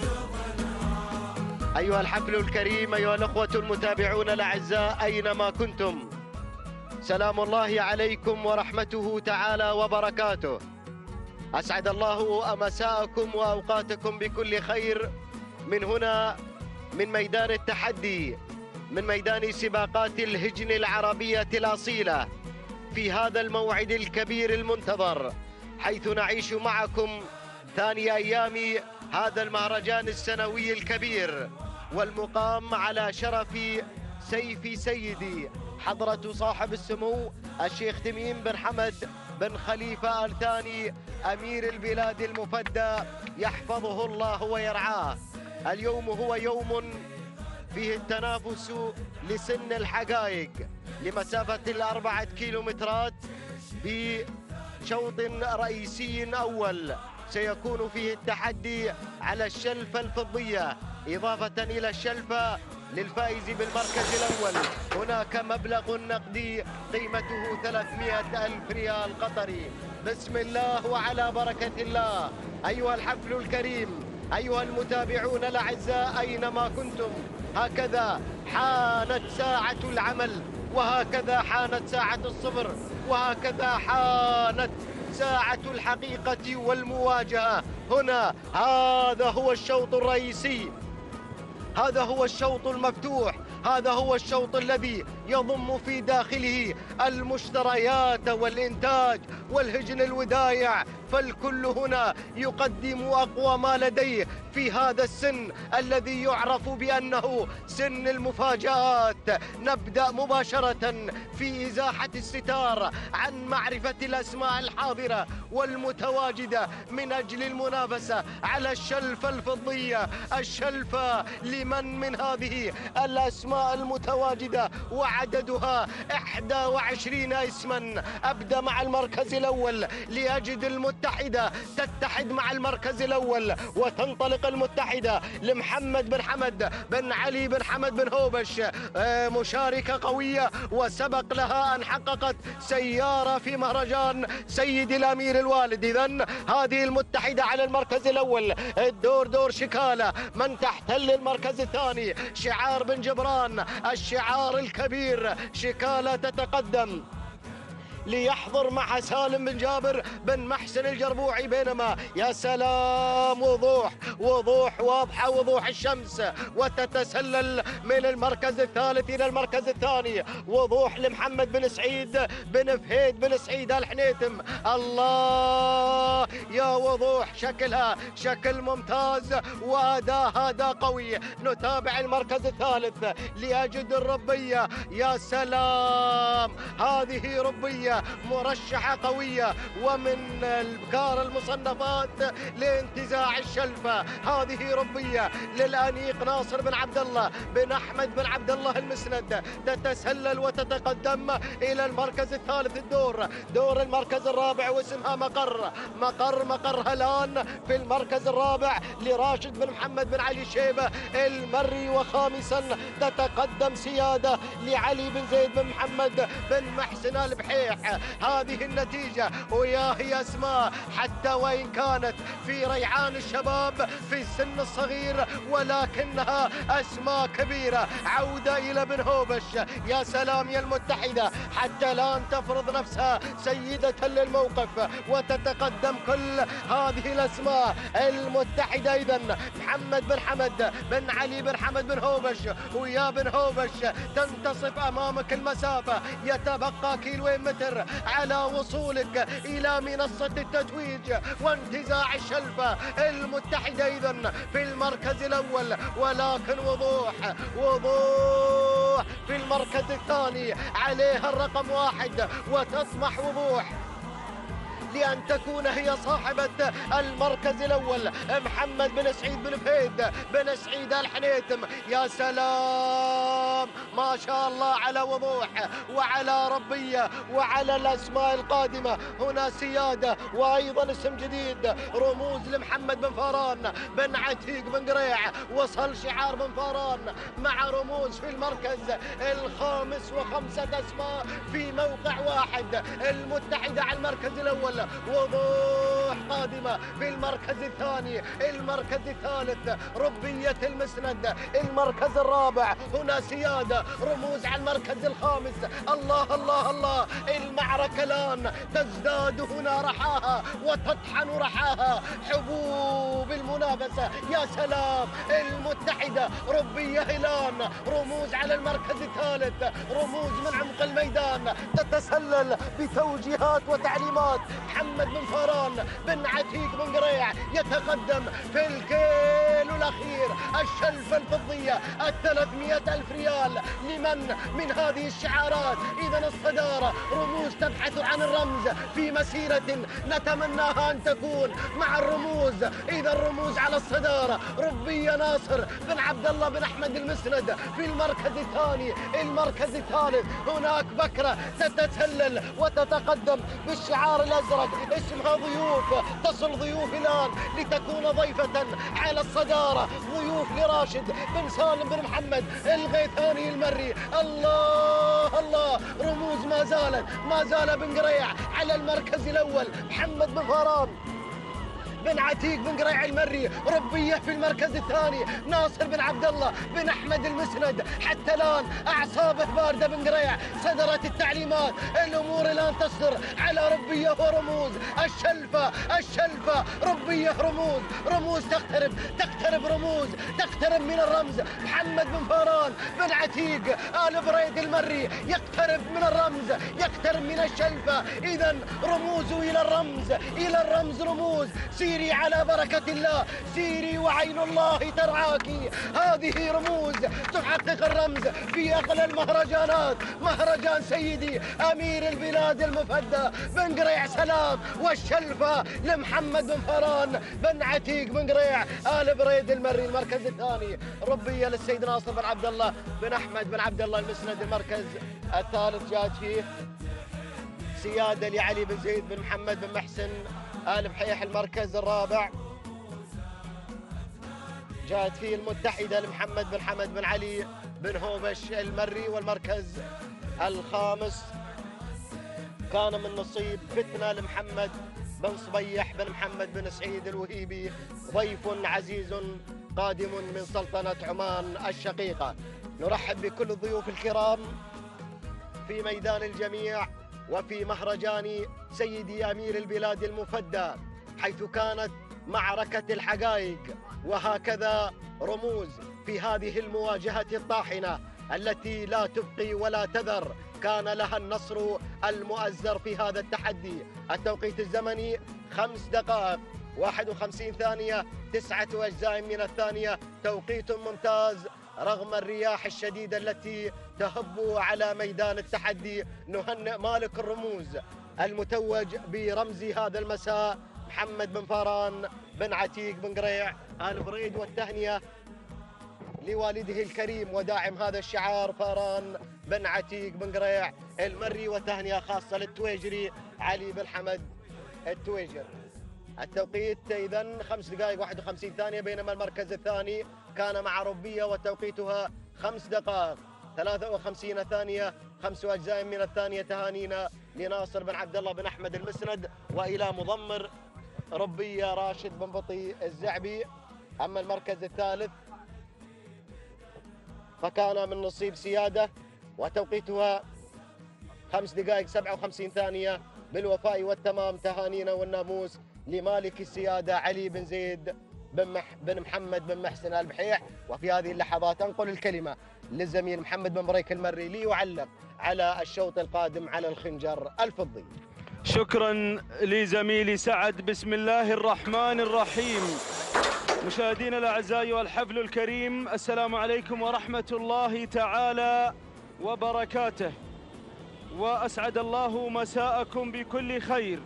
نحييكم من هنا من أرضية ميدان الشحانية لسباقات الهجن العربية الأصيلة، حيث يستمر وتستمر منافسات هذا المهرجان السنوي لسباقات الهجن العربية الأصيلة على شرف سيف حضرة صاحب السمو الشيخ تميم بن حمد آل ثاني أمير البلاد المفدى يحفظه الله ويرعاه.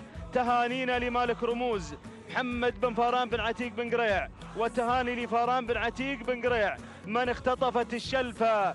الشوط المفتوح شوط مفتوح ويذهب وتعبر الشلفة إلى عزبة بن قريع في مساء هذه الليلة التاريخية. وانطلق أيها الأعزاء شوط الخنجر الفضي للحقائق القعدان لهجني أبناء القبائل. مسافة هذا الشوط هي 4 كيلومترات الحاملات للمنافسة، وحضور قوي من ملاك الهجن في هذا المهرجان. شدت إليه الرحال من سلطنة عمان، من المملكة العربية السعودية، من الكويت، من جميع ميادين دول مجلس التعاون الخليجي للمشاركة في هذا المحتفل السنوي الكبير. مقدمة شوط الخنجر ومن يحتل المركز الأول مع وطني لهجن السيرية على صدارة الشوط. حصل دخول من شاهين لجابر بن فرج بن حنزاب، خطف المقدمة شاهين في هذه الأثناء، بينما دور المركز الثالث ومن يتقدم الديجور فالح بن سالم بن فهد الملامقة الهاجري على المركز الثالث. دور المركز الرابع يصل جويزيان خالد بن سعيد بن محمد بن يحيى مع المركز الرابع. ننتقل إلى المركز الخامس. شعار البرنس يتقدم على ظهر ممدوح لمسلم بن محمد بن طالب بن عقيل. هذا هو ندانا الأول في شوط الخنجر يا مضمرين لمن الخنجر الفضي. شوط مفتوح، إنتاج ودايع مشترى. هات السبوق، هات السبوق اللي لها عادات في هذا المحتفل المشهود، في هذا اليوم الموعود، موعد المضمرين. الله بن قريع خطف الشلفة الفضية للبكار لمن خنجر القعدان، من سيتوج الليلة في هذا المهرجان السنوي لسباقات الهجن. بن حنزاب مع المركز الأول. بن حنزاب يقدم لنا هذا الشعار كما قدم لنا في مهرجان المؤسس أيضا هذا الشعار، وخطف رمز مهرجان المؤسس في الشوط المفتوح. هذا هو على المركز الأول. على صدارة الشوط شاهين جابر بن فرج بن جابر بن حنزاب مع المركز الأول. غادرنا لوحة منتصف المسافة، العودة إلى مقدمة الشوط إلى المركز الثاني، ومن يتقدم يصل وطني هجن السيلية. اللورد قادم بشعاره العيد قادم. المركز الثالث ديجور فالح بن سالم بن فاهد الهاجري وجويزيان. من الجانب الآخر خالد بن سعيد بن محمد بن يحيى مع المركز الثالث، والديجور مع المركز الرابع.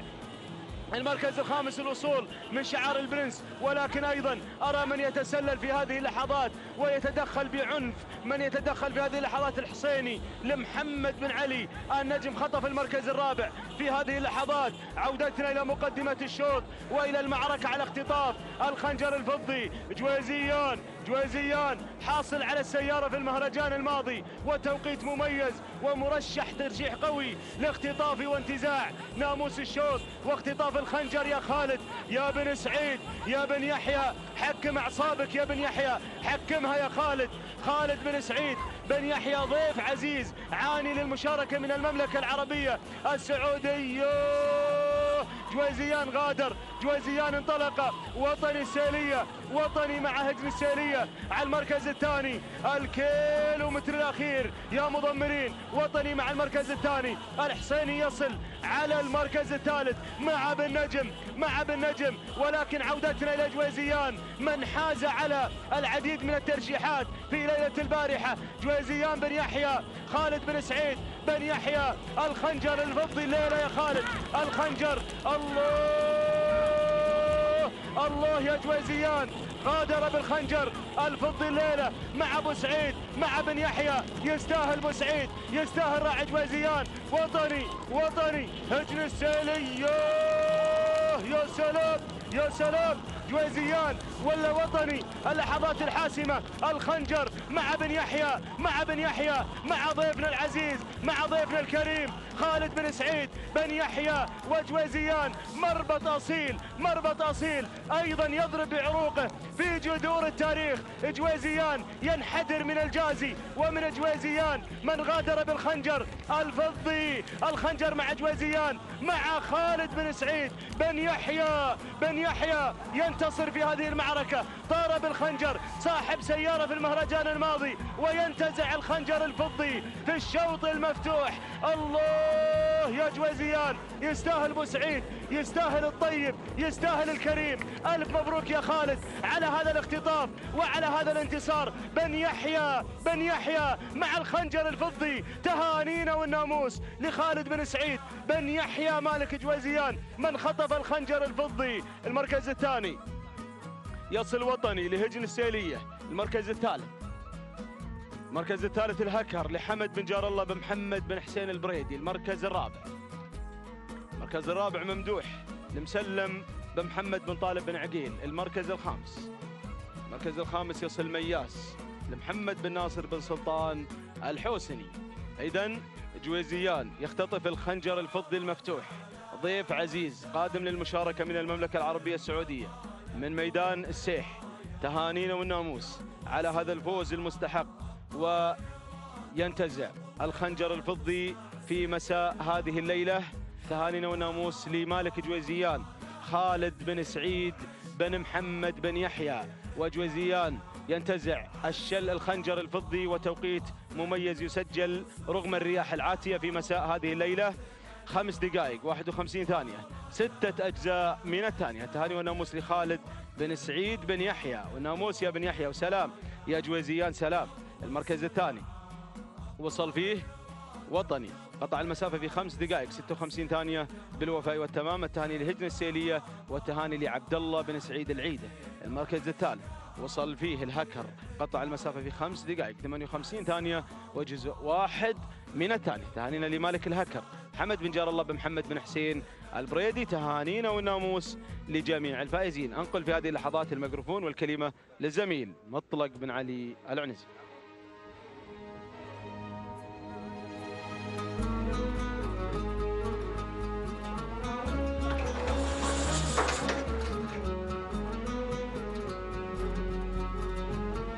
بسم الله الرحمن الرحيم، بسم الله نبدأ، بسم الله نستعين. متابعينا مشاهدينا الكرام في كل مكان، أشكر زملائي المعلقين سعد بن بتلع العتيبي، محمد بن بريك المري.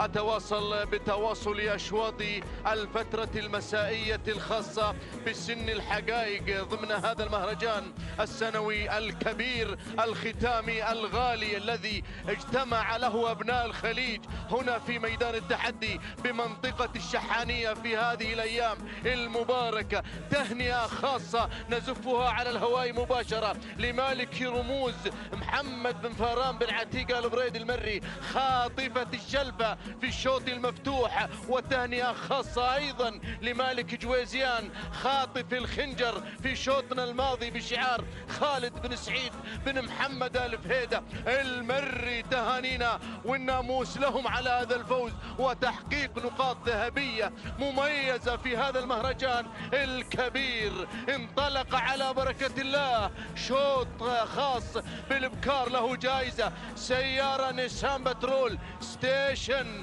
في انتظار أحد الفائزين من هذه الأسماء وهذه الشعارات.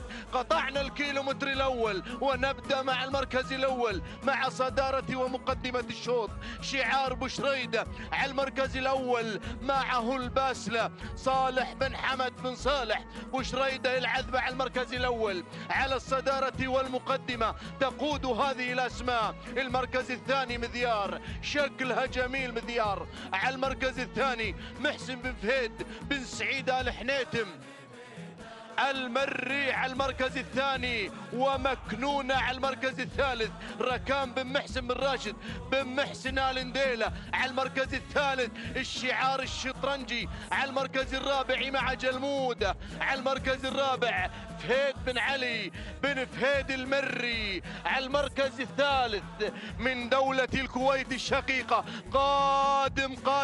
قادم هذا الشعار، طامح وطامع بتحقيق نقطة في هذا المهرجان. المركز وين وصلنا؟ وصلنا عند المركز الرابع، وصلنا عند مذيار اللي تحتل المركز الرابع مع محسن بن فهيد بن سعيد آل حنيتم المري على المركز الرابع. المركز الخامس هناك الجانب الآخر يحمل ماذا؟ يحمل مهمة حمدان بن علي بن محمد آل غفراني المري على المركز الخامس. هذه المراكز الخمسة الأولى المنطلقة والمندفعة في هذا المسار المميز. قطعنا كيلوين عن خط النهاية، راحت كيلوين، تبقى كيلوين أخيرة عن خط النهاية، ولا زال الناموس حاير مع هذه الشعارات، مع هذه النجوم المنطلقة في ميدان التحدي هنا بمنطقة الشحانية في هذا المهرجان السنوي الختام الكبير. يا سلام،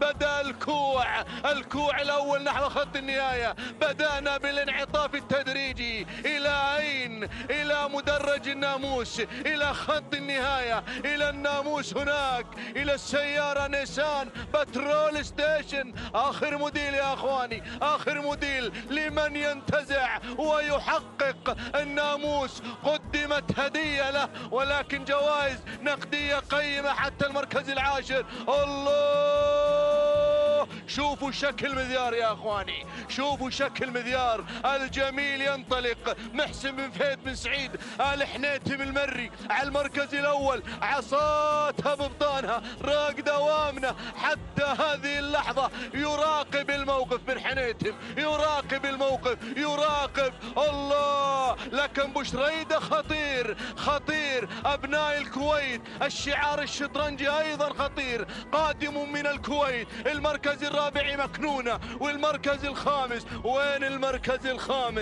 المركز الخامس أول نداء لتذكار عيشي على تذكار محمد بن سعيد بن محمد الخيارين. مرحبا بهذا الشعار. الله، يلا يا بن حنيتم، خلاص، روح إلى السيارة، أطلق العنان لمذيار، أطلق العنان، حرك الحديدة مع مذيار محسن بن فهيد بن سعيد آل حنيتم المري. روح إلى السيارة، روح إلى الناموس. بشريدة يحاول اللحظات الأخيرة الحاسمة، ولكن شكل مذيار وأداء مذيار وانطلاقة مذيار تبشر بالخير. أرى في وجنة مذيار الخير اليوم مع هذا المسار. مذيار بن حنيتم، أبناء الكويت قادمين مع الشعار الشطرنجي، مع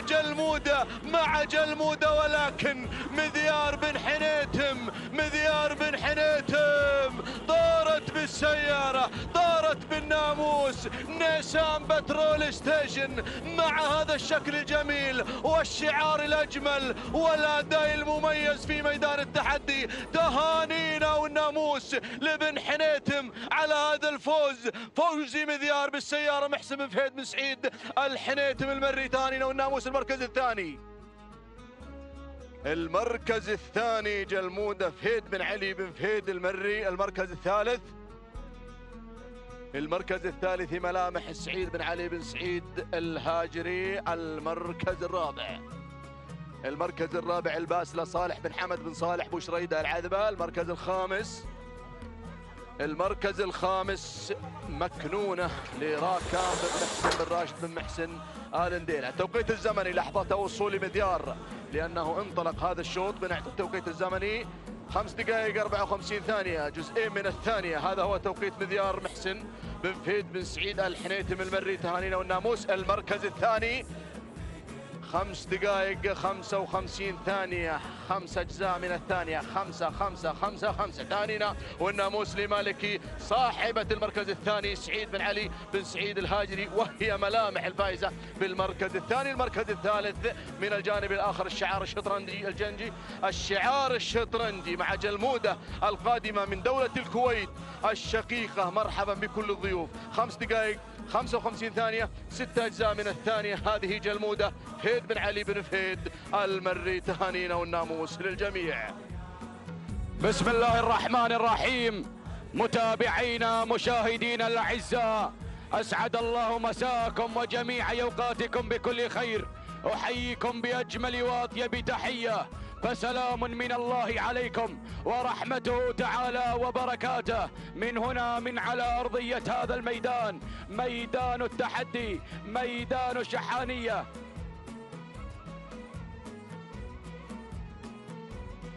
إذا متابعينا الأعزاء، في هذا المهرجان السنوي لسباق الهجن العربية الأصيلة على سيف حضرة صاحب السمو الشيخ تميم بن حمد آل ثاني أمين البلاد المفدى. متابعينا الأعزاء، انطلق شوطنا الرابع للقعدان الحقائق، ومن مسافة 4 كيلومترات. جائزة هذا الشوط نيسان باترول ستيشن. متابعينا الأعزاء، أتقدم مع المركز الأول أرى سمران لمحمد بن علي بن محمد آل غفران المري. من يتقدم مع المركز الأول، من يقود هذه المسيرة على أول الأسماء. المركز الثاني يصل الفهد لسالم بن علي بن فهيد آل زبدان المري، يتقدم مع المركز الثاني. المركز الثالث يصل أدهم مع المركز الثالث بشعار عبد الله بن جار الله بن علي آل نابت المري. من يقدم لنا أدهم على ثالث الأسماء. المركز الرابع رابع التحديات، من يتقدم من الجانب الآخر، من ينطلق بهذا المستوى وبهذا الأداء الرائع. مبلش لمحمد بن علي بن حمد الجذنة، من يقدم لنا مبلش على رابع التحديات. من يغير مع المركز الثالث، خامس الأسماء، خامس المراكز. مرحبا بمنهل، مرحبا بمنهل. يتقدم منهل على خامس الأسماء بشعار محمد بن بريك بن محمد بن بريك المري. يقدم لنا منهل على خامس التحديات. هكذا كانت النتيجة متابعينا مشاهدينا الأعزاء للخمسة المراكز المتقدمة. ولكن أعود مع المركز الأول، أعود مع البداية، أعود مع الصدارة، أعود مع سمران. سمران سمران سمران في كل مكان وزمان. يتقدم مع المركز الأول محمد بن علي بن محمد آل غفران. ولكن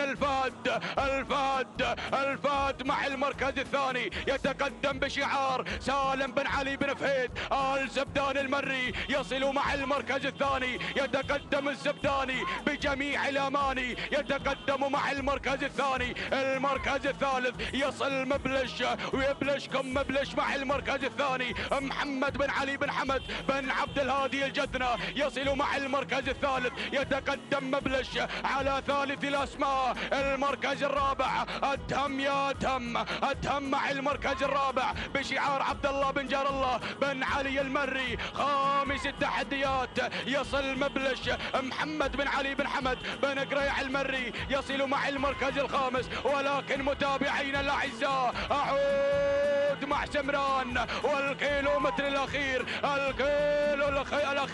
الكيلو المثير. سمران مع المركز الأول محمد بن علي بن محمد آل غفران المري يتقدم مع سمران. ولكن راقب الخطر من الأحصان. يتقدم الأحصان محمد بن حمد بن محمد القمرة، يصل مع المركز الثاني. يتقدم مع ثاني الأسماء. المركز الثالث البطين يتقدم مع المركز الثالث مع العمال خليل بن سالم بن محمد بن حمد البطين. يتقدم مع المركز الثالث. ولكن سمران لا زال متحكما بهذا المسار. الله يا سمران. ولكن الأحصان بن قمرة واصل مع المركز الثاني. البطين مع المركز الثالث، وأيضا بن قريع مع المركز الرابع. ولكن سمران لمحمد بن علي علي بن محمد الغفراني المري وأبناء المملكة العربية السعودية يتقدمون في هذا المسار المثير في هذا التحدي الأخير.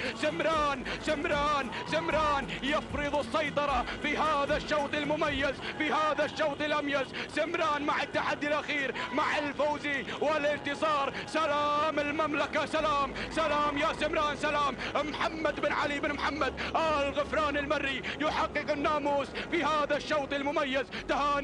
تهانينا من الأعماق على هذا الفوز والانتصار. المركز الثاني وصل الإحصان لمحمد بن حمد بن حمد القمرة. المركز الثالث وصل فيه العمال مع المركز الثالث بشعار البطين. من يتقدم مع المركز الثالث؟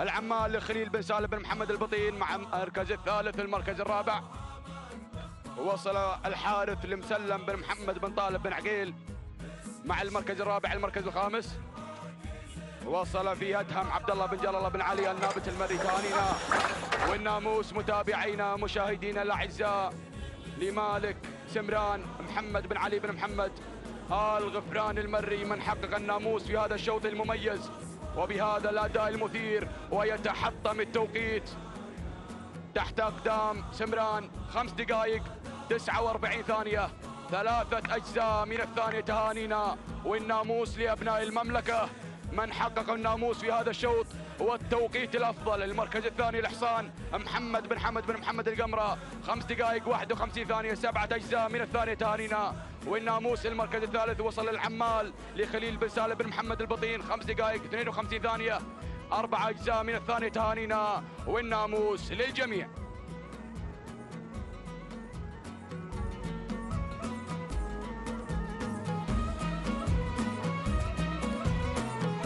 بسم الله الرحمن الرحيم. بسم الله نبدأ وبه نستعين. مشاهدينا الكرام متابعينا في كل مكان، أسعد الله مساءكم بكل خير وبركة. نرحب بكم في هذه الأمسية التراثية من هنا من أرضية ميدان الشحانية ضمن هذا السباق السنوي الكبير على شرف سيف صاحب السمو الشيخ تميم بن حمد الثاني أمير البلاد المفدى يحفظه الله ويرعاه. تنطلق منافسات ثاني أيام هذا المهرجان في تحديات مثيرة مميزة لرياضتنا العربية الأصيلة. مشاهدينا الكرام، تنطلق أشواط سن الحقائق، أشواط رئيسية، وينطلق قبل لحظات شوطنا الخامس، شوط خاص بالإبكار وجائزة تويوتا ستيشن جي اكس في الانتظار للفائز بالمركز الأول. نسير مباشرة مع العبارة من تنطلق وتعبر هنا على الصدارة لناصر بن عبد الله بن أحمد المسند. تتقدم العبارة بشعار الأنيق هنا على الصدارة، بينما أتابع القادمة بشاير جابر بن فرج بن جابر الحنزاب يتقدم مع بشاير هنا مع ثاني المراكز. بينما أتابع القادمة في هذه اللحظات وصلت مذيار عبد الله بن سالم بن عبد الله النابت المري، هنا يقدم مذيار مع ثالث المراكز. وأتابع الأسماء، وصول من الشاهينية سعد بن عبد الله بن علي بن فالح النابت هنا مع رابع المراكز وخامس الأسماء.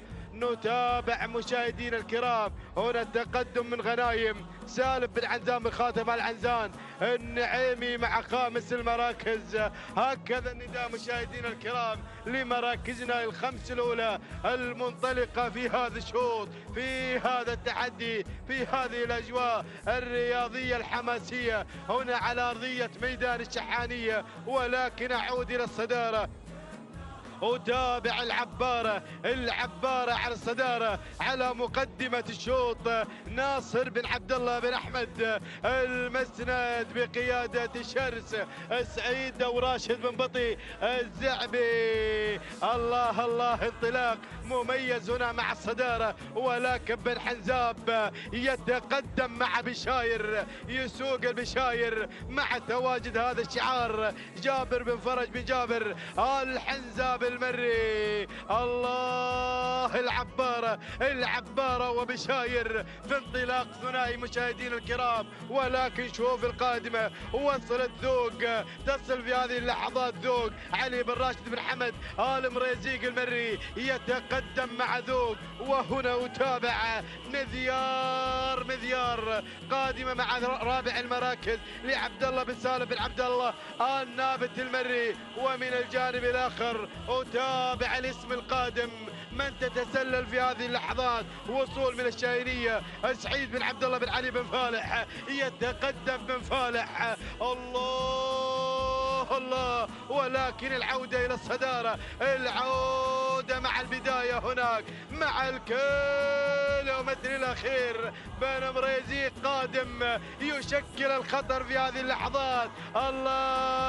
الله ذوق تغير على الصدارة، تنطلق بالبداية. علي بن راشد بن حمد آل مريزيق يتقدم مع ذوق، ينطلق على الصدارة على البداية بهذا الناموس بهذا التحدي. ولكن شوف القادمة، وصلت مرسى عبد الله بن خميس بن سعيد آل محمد يتقدم مع مرسى. وصلت الأسماء وتابع الذيبة. وصل أيضا شعار البرنس يتقدم مع الذيبة محمد بن طالب بن محمد بن عقيل.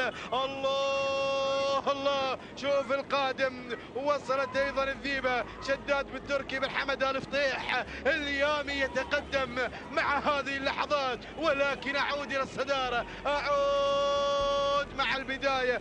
مرسى الله غيرت على الصدارة، انطلقت بالبداية مرسى. وهناك ذوق ومرسى وذوق مع اللحظات الأخيرة. الله بن مريزيق وهنا أتابع أيضا شعار عبد الله بن خميس بن سعيد آل محمد مع اللحظات الأخيرة. ذوق مرسى خط النهاية، اللحظات الحاسمة. ذوق بن مريزيق مع اللحظات الأخيرة. تهانينا والناموس لمالك ذوق على هذا الفوز والانتصار. نهني علي بن راشد بن حمد آل مريزيق المري على فوز ذوق وانتزاعها ناموس هذا الشوط.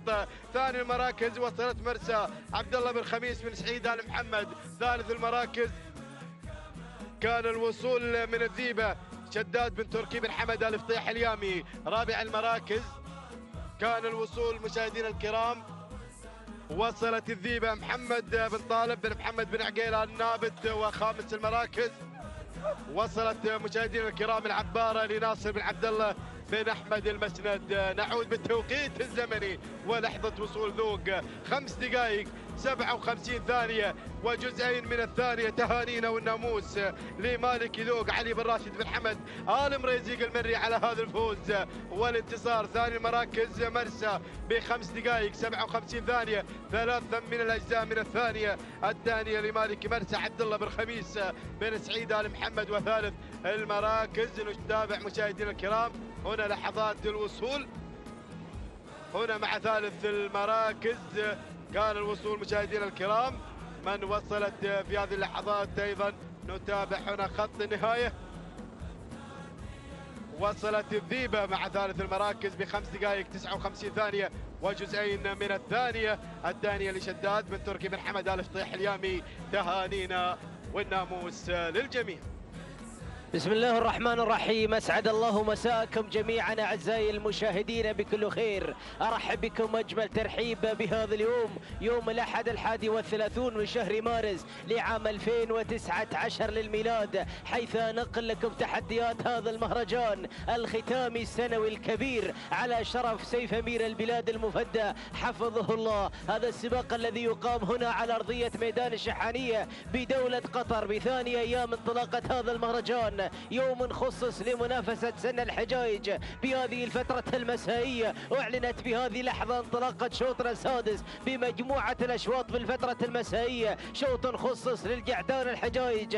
الجائزة سيارة نيسان بترول ستيشن للفائز بالمركز الأول. أسمان قوية وشعارات مميزة تنطلق وتتنافس فيما بينها من أجل الحصول على هذه النقطة الذهبية من هذا المهرجان الكبير الغالي. أذهب مباشرة إلى إلى البداية والصدارة. أجد هناك غيث سالم بن عبد الله بن سعيد بن محمد البخيت من يقدم غيث على موقع البداية منذ البداية الأولى لإعلان هذه الرحلة، بينما المركز الثاني مهاجر لهجن السيلية يقدم مهاجر على المركز الثاني. المركز الثالث الوصول من بث علي بن عبد المحسن بن راشد بن محسن بن عبدان يتقدم مع بث في المركز الثالث.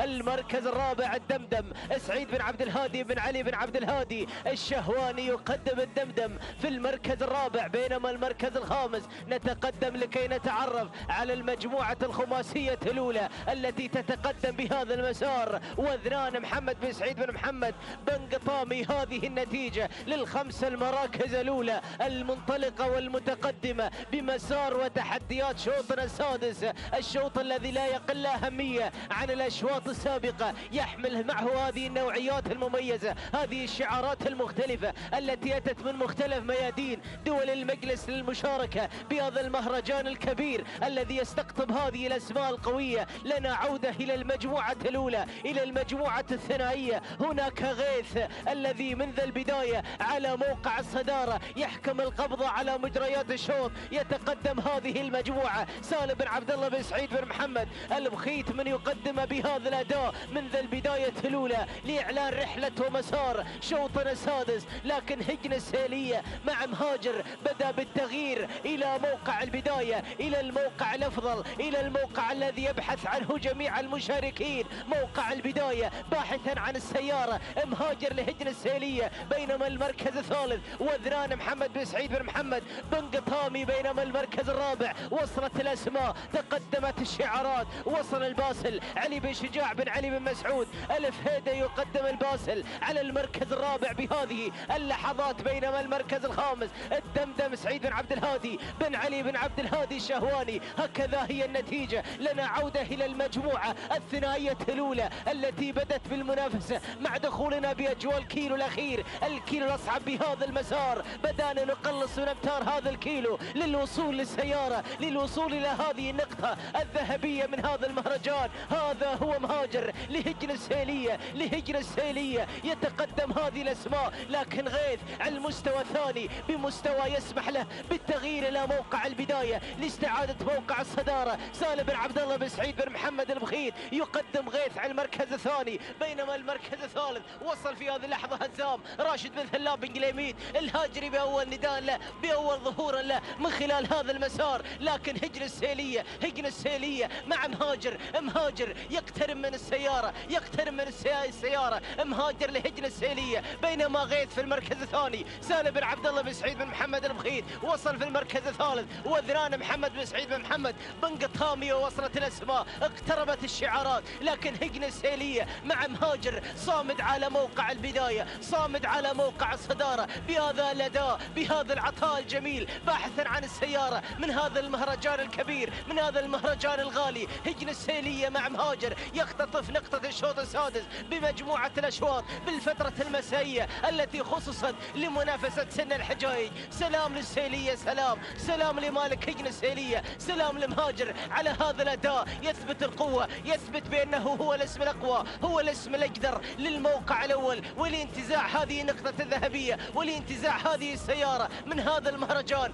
تهانينا لهجن السيلية ولمالك مهاجر على هذا الأداء. هذه لحظة وصوله، بينما المركز الثاني، المركز الثاني يعتقد هزام راشد بن ثلاب بن جليميد الهاجري، والمركز الثالث كان وذنان محمد بن سعيد بن محمد بن قطامي، والمركز الرابع، المركز الرابع بدران عبد الله بن علي بن حمد بن جامر العذبة، والمركز الخامس، المركز الخامس غيث سالم بن عبد الله بن سعيد بن محمد البخيت. هكذا هي نتيجة الخمس المراكز الأولى بهذا الشوط، شوطنا السادس للجعدان الحجايج. واستطاع مهاجر أن يختطف نقطة هذا الشوط مهديا مؤسسة هجن السيلية هذا الفوز. قاطع المسافة 5 دقائق و56 ثانية أو 55 ثانية وجزئين من الثانية. تهانينا لمهاجر ومالك مهاجر هجن السيلية على هذا الأداء. بينما المركز الثاني كان الوصول من وذنان محمد بن سعيد محمد بن قطامي. 5 دقائق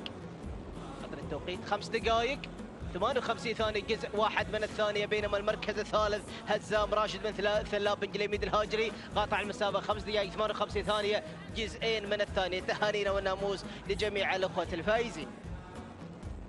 بسم الله الرحمن الرحيم. أيها الحفل الكريم مشاهدينا مستمعينا الأفاضل، أجدد لكم التحية مرة أخرى، أرحب بكم أجمل ترحيب في هذه الانطلاقات المسائية التي تواجدت بها الشعارات المميزة والتي تواجدت بها من أجل المشاركة في هذا المهرجان الكبير، مهرجان حضرة صاحب السمو أمير البلاد المفدى الشيخ تميم بن حمد بن خليفة آل ثاني حفظه الله ورعاه من كل سوء ومكروه. بثاني أيام هذا المهرجان نتواصل باندفاعة وانطلاقة الشوط السابع لفئة الحقائق بكار، ينطلق من مسافة 4 كيلومترات. نتابع بهذه الأسماء والشعارات المميزة الباحثة عن الناموس وعن الانتصار. هناك سيارة رصدت لصاحبة المركز الأول. نتابع التحدي ونتابع المنافسة مباشرة. البداية والصدارة مع بيان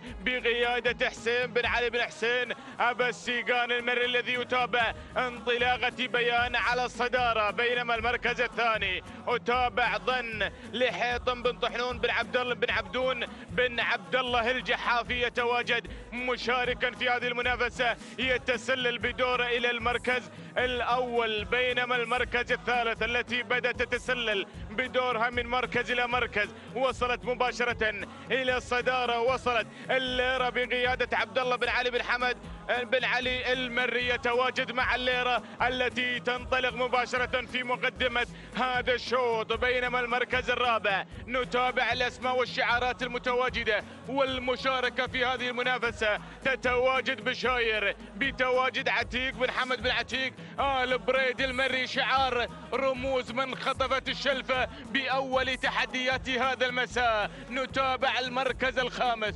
القادمة والمتواجدة والمنطلقة هنا غزل لسعيد بن محمد بن علي آل فهيده المري، تتواجد غزل بانطلاقتها وبجمالها المميز تنطلق في هذه المشاركة على المركز الخامس. هذه نتيجة مشاهدينا مستمعينا الأفاضل للخمس المراكز الأولى، للخمس الأسماء الكبيرة التي تتواجد وتسيطر على دائرة النداء والإذاعة. بأول نداء أتممت على مسامعكم 5 أسماء قوية تشارك في منافسة مميزة في هذا العالم الساحر. نتابع التحدي ونتابع المنافسة في هذا المهرجان الكبير. الليرة مع البداية تسللت وانطلقت، ولكن عوايد وليست الليرة إنما عوايد حمد بن جابر بن شنان البريد المري هي من تحتل المركز الأول. عوايد تنطلق مع صدارة، تتواجد في موقع المركز الأول، بينما المركز الثاني وصل الضغط بهذه اللحظات مع انطلاقة وتحديات.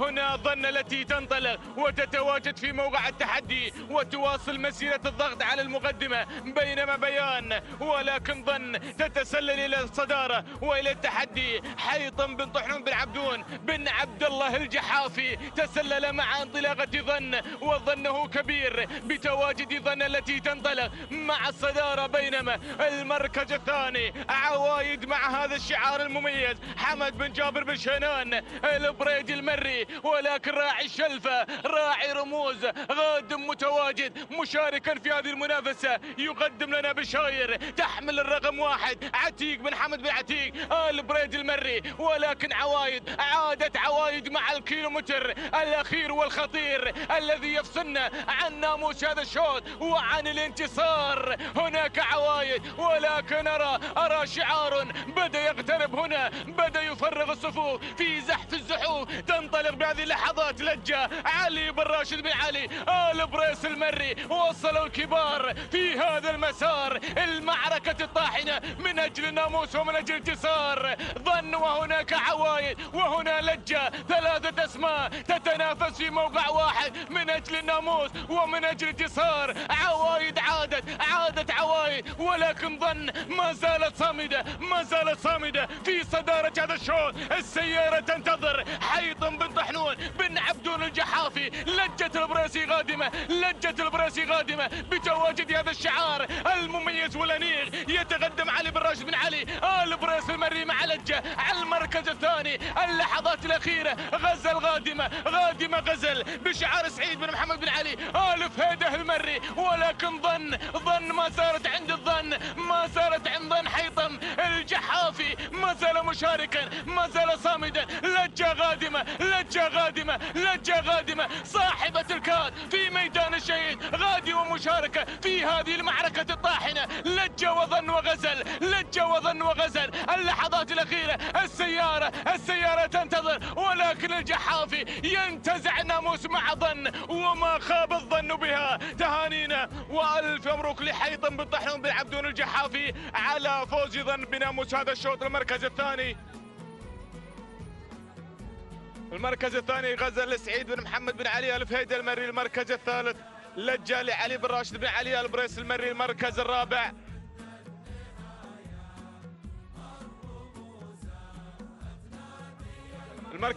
مغام لسان بن محمد بن ناصر بن لخن المري. المركز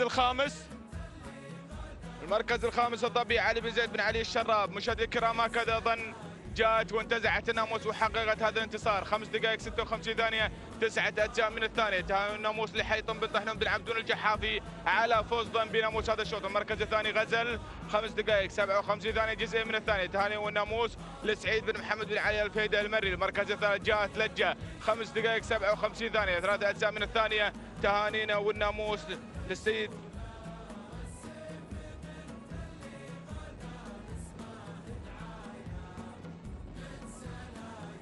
تهاني والناموس لعلي بن راشد بن علي آل بريس المري على فوز لجة بناموس هذا الشوط. تهانينا وألف مبروك.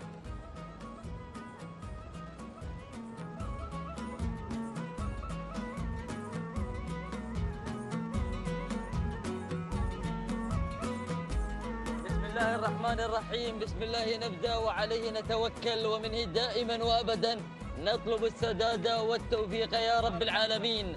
انطلق مشاهدينا الكرام قبل قليل الشوط الثامن بتعداد أشواط ومنافسات وتحديات السن الحقائق، وهذه الحقائق الحاضرة في هذا المهرجان الغالي، مهرجان أمير البلاد المفدى حفظه الله ورعاه. لنبدأ مع مسيرة وانطلاقة هذا الشوط وجائزة هذا الشوط نيسان بترول ستيشن. الله يا هذه الشعارات الباحثة عن اختطاف ناموس هذا الشوط، الباحثة عن التتويج. لنبدأ مع مسيرة أول المراكز. الأطلس على المركز الأول، يحضر الأطلس في شوط مليء بالحماس، في شوط مليء بالمنافسة والتحديات. عبد الله بن جابر بن حمد بن جابر آل حنزاب المري يقدم لنا الأطلس على المركز الأول. المركز الثاني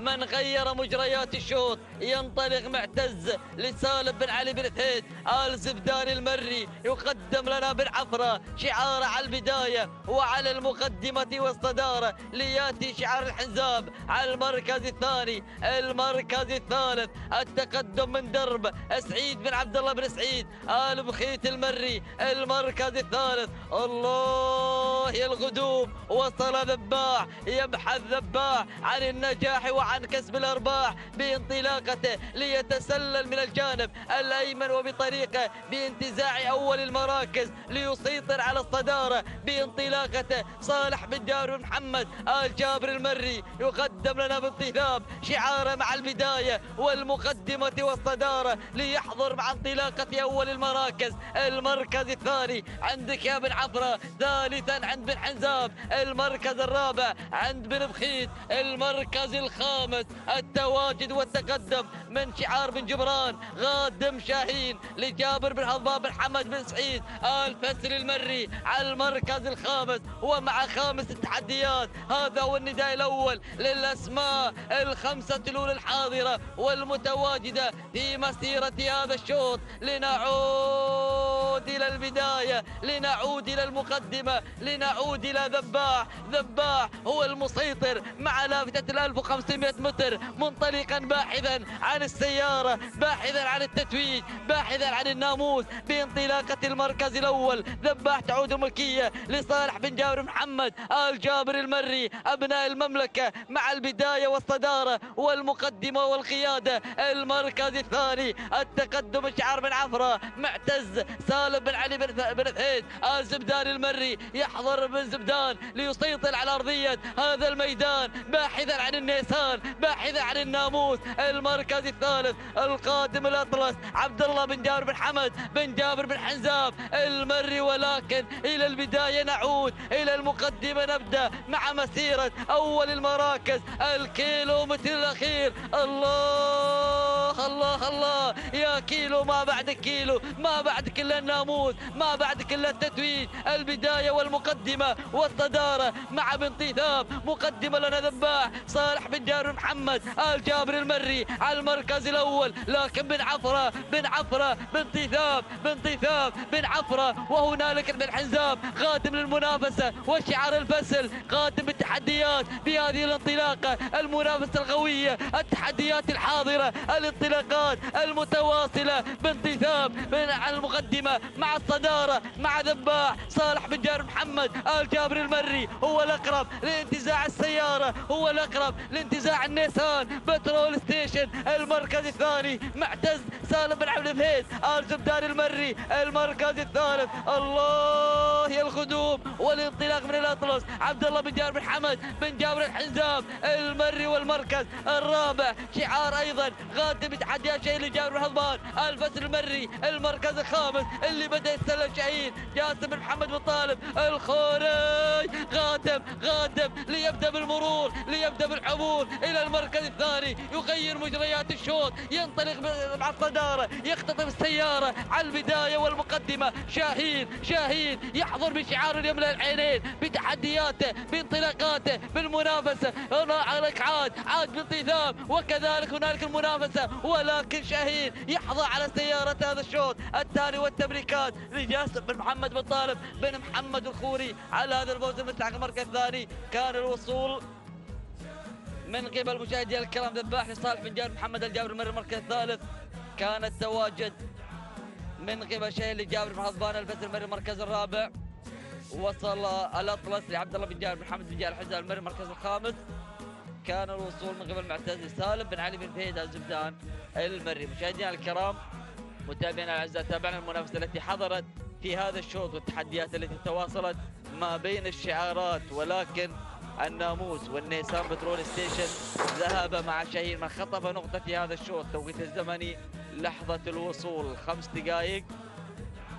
57 ثانية، جزء واحد من الثانية. تهم التبريكات الزفوة لجاسم بن محمد بن طالب بن محمد الخوري على هذا الفوز الملتحق. المركز الثاني كان الوصول من قبل ذباح، توقيت الزمني 5 دقائق 57 4 الزمن الثانية. التهم التبريكات الزفوة لصالح بن جابر محمد الجابر المري. المركز الثالث كان الوصول من قبل شاهين، توقيت الزمن حتى وصول 5 دقائق 57 5 الزمن الثانية. التهم التبريكات الجابر بن هضبان بن حمد بن سعيد آل فسل المري. بسم الله الرحمن الرحيم. مشاهدينا الكرام، متابعينا في كل مكان، متابعينا رياضة الآباء والأجداد من هنا من أرضية ميدان التحدي. مع هذه الشعارات المتواجدة ينطلق شوط من أشواط التحدي والمنافسة على أرضية ميدان الشحانية في هذا المهرجان الغالي، مهرجان سيف أمير البلاد المفدى، يحفظه الله ويرعاه من كل شر ومكروه. يا رب العالمين. تنطلق هذه الشعارات مصاحبة لها الآمال، آمال ملاك هذه الشعارات المنطلقة. نبحث عن أول الأسماء، نرى المتواجدة على المركز الأول في هذه اللحظات على مقدمة الشوط. تنطلق ظن مع محمد بن مسعود بن سالم بن مسعود بشريدة المتواجد مع المركز الأول بانطلاقته وتحدياته. ثاني الأسماء هنالك ذعاذيع تنطلق في هذه اللحظات لراشد بن هادف بن محمد بن محسن بن نديلة المتواجد والمنطلق في هذه اللحظات على ثاني المراكز.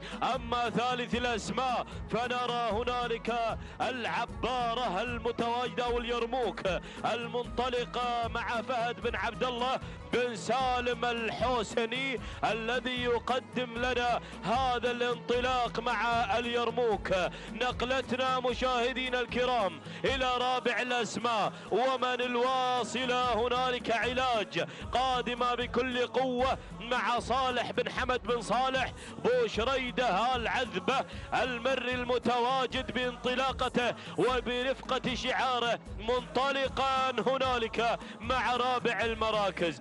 أما خامس المراكز فهنالك الغزيل منطلقة لعلي بن راشد بن علي البريصي المري المنطلق على خامس المراكز. ها هي الخمسة المراكز الأولى دعناها على مسامعكم بالوفاء والتمام. نعود إلى المركز الأول مباشرة.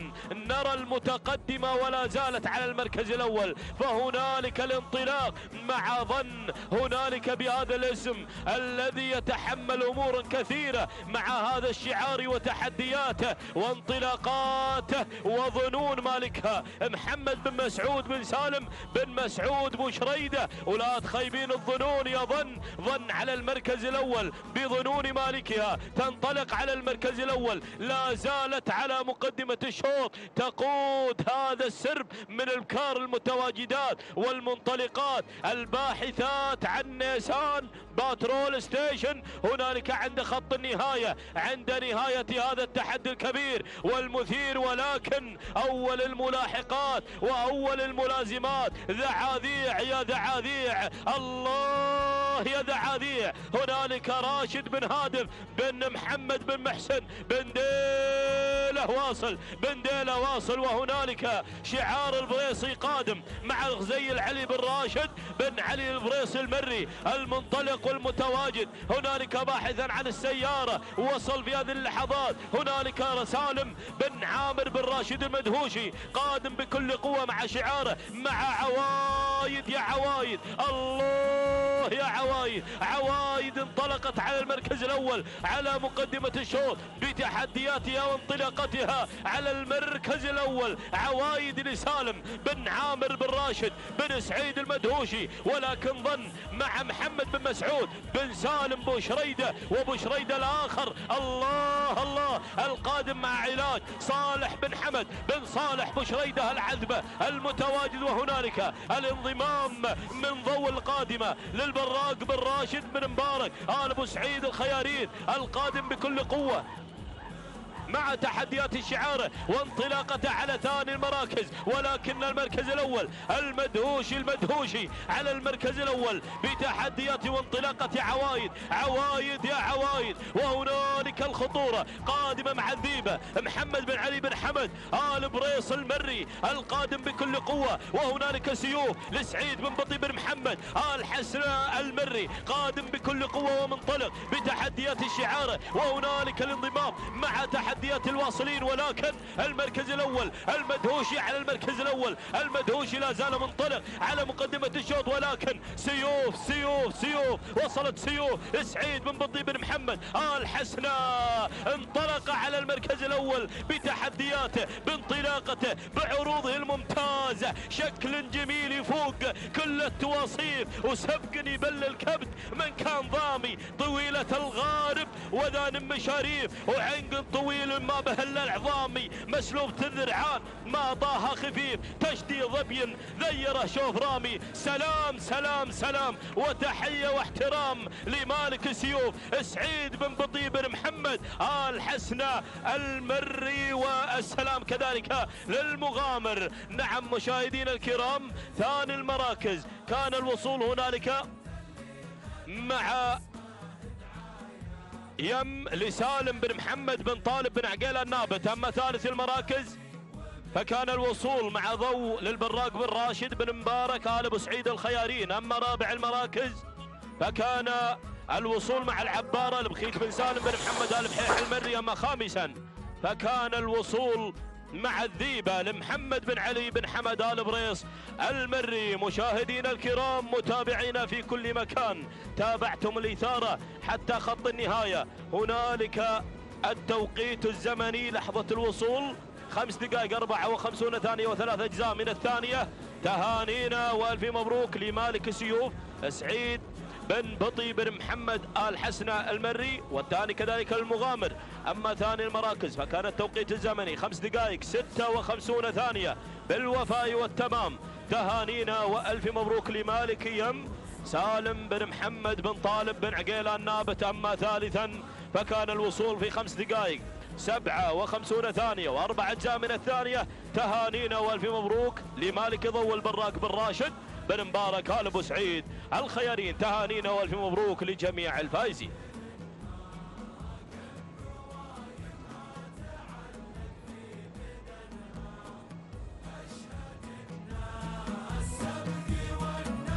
بسم الله الرحمن الرحيم. مشاهدينا ومتابعينا الكرام، على بركة الله تعلن انطلاقة 10 الأشواط في هذا اليوم الخاص لسن الحقائق ضمن مهرجان سيف أمير البلاد المفدى حفظه الله ورعاه من كل سوء ومكروه. ينطلق 10 الأشواط وهو شوط مخصص للقعدان، وجائزة هذا الشوط سيارة نيسان بترول ستيشن تنتظر الفائز بالمركز الأول. تمنياتنا لجميع المشاركين بالتوفيق والنجاح. نبدأ مشاهدينا الأعزاء مع المراكز الخمسة الأولى في هذا التحدي وفي هذا الانطلاق. مع المركز الأول نتابع مقدمة هذا الشوط اليورو لسعود بن مزاحم بن غدير الحسان يتقدم في هذه اللحظات في المركز الأول، وعبد الله الإجباري في عملية التضمير والمتابعة من يقدم لنا اليورو على مقدمة هذا الشوط. بينما المركز الثاني الموج للسيد عبد الرحمن بن أحمد بن سالم بن خليفة الكبيسي يتواجد في ثاني المراكز. بينما المركز الثالث الجذاب لنواف بن مطر بن عويد بن ثامر القادم مشاهدينا الأعزاء مع ثلاث المراكز. بينما المركز الرابع نتابع مشاهدينا الأعزاء القدوم والانطلاق الصايب لحمد بن عايض ومحمد بن عايض الحنزاب المري يتقدم في المركز الرابع وخامس المراكز. وخامس المنطلقين المستشار للسيد عبد الله بن سعيد بن عبد الله النابت المري مع خامس المراكز. هذه النتيجة مشاهدينا الكرام للمراكز الخمس الأولى الفايف ستار على بداية هذا الشوط. ونعود إلى مقدمة الشوط مع الموج. الموج مشاهدينا الأعزاء مسيطر في مقدمة الشوط للسيد عبد الرحمن بن أحمد بن سالم بن خليفة الكبيسي. والمركز الثاني نتابع الجذاب القادم بتحدياته وبانطلاقاته المميزة لنواف بن مطر بن ثامر يتقدم في هذه اللحظة مع المركز الثاني وثالث المراكز. اليورو بهذه العملة الأصيلة القادم في ثالث المراكز للسيد سعود بن مزاحم بن غدير الحسان الشمري. هنا مشاهدينا الأعزاء تواجد. بينما المركز الرابع نتابع مشاهدينا الأعزاء صايب حمد بن عايض بن محمد بن عايض الحنزاب المري مع المركز الرابع وخامس المراكز. نرى ونتابع المستشار للسيد عبد الله بن سعيد بن عبد الله النابت المري، ومن الجانب الآخر القادم بكل قوة والمعلن لهذا النداء في هنا مشاهدينا الأعزاء وانضمامها إلى المراكز الخمس الأولى. نرى هذا الشعار المميز الذي يتسلل من مركز إلى مركز. الخيال أو الخيل لطالب بن عبد الهادي بن طالب الشهواني يتقدم في المركز الخامس. هذه النتيجة مشاهدينا الأعزاء للمراكز الخمس الأولى. والسيارة بالانتظار نيسان بترول ستيشن تنتظر الفائز بالمركز الأول. نعود مع التحدي مع الكوكب الثلاثية في هذا الانطلاق المميز ما بين أيضا انطلاقة المستشار مشاهدينا الأعزاء الذي يغير إلى المركز الأول للسيد عبد الله بن سعيد بن عبد الله النابت المري. شعار بن نابت هنا يتواجد، ولكن القادم صايب يريد أن يصيب هذا الناموس المميز بشعار حمد بن عايض بن محمد الحنزاب المري. ومن الجانب الآخر الموج بالشعار هنا البحري القادم عبد الرحمن بن احمد بن سالم بن خليفه الكبيسي، ولكن الخيل لطالب بن عبد الهادي بن طالب الشهواري، وكذلك الوصول الخطير مشاهدينا الاعزاء من قبل عفرين بندر بن محمد بن راشد بن شابل المري القادم مع رابع المراكز. هذه المراكز الاربع الاولى الناموس حاير طاير ما بين هذه الاسماء المميزه. هنا مشاهدينا الاعزاء الصداره مع المستشار مشاهدينا الاعزاء يتقدم وينطلق في البدايه، ينطلق بناموس هذا الشوط، يريد ان ينتزع السياره. هذا هو المستشار عبد الله بن سعيد بن عبد الله النابت المري على الصداره، ولكن الله الخيل وكذلك الموج، ولكن خلاص المستشار. سلام يا المستشار، سلام على هذا الاداء المميز. تهانينا والناموس لعبد الله بن سعيد بن عبد الله النابت المري. المركز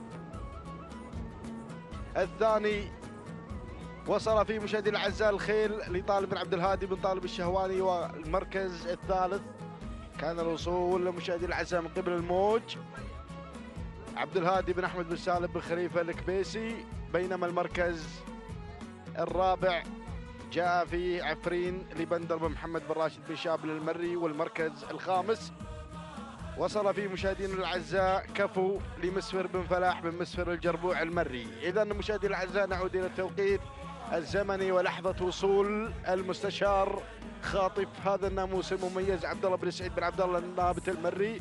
5 دقائق 55 ثانيه وجزئين من الثانيه. تهانينا وناموس. بينما المركز الثاني جاء فيه مشاهدينا الاعزاء الخيل اللي طالب بن عبد الهادي بن طالب الشهواني. والتوقيت الزمني 5 دقائق و56 او 55 جزء من الثانيه و8 اجزاء من الثانيه. تهانينا والناموس. المركز الثالث الموج لعبد الرحمن بن احمد بن سالم بن خليفه الكبيسي. 5 دقائق 56 ثانيه وجزء واحد من الثانيه. تهانينا والناموس لجميع الفائزين.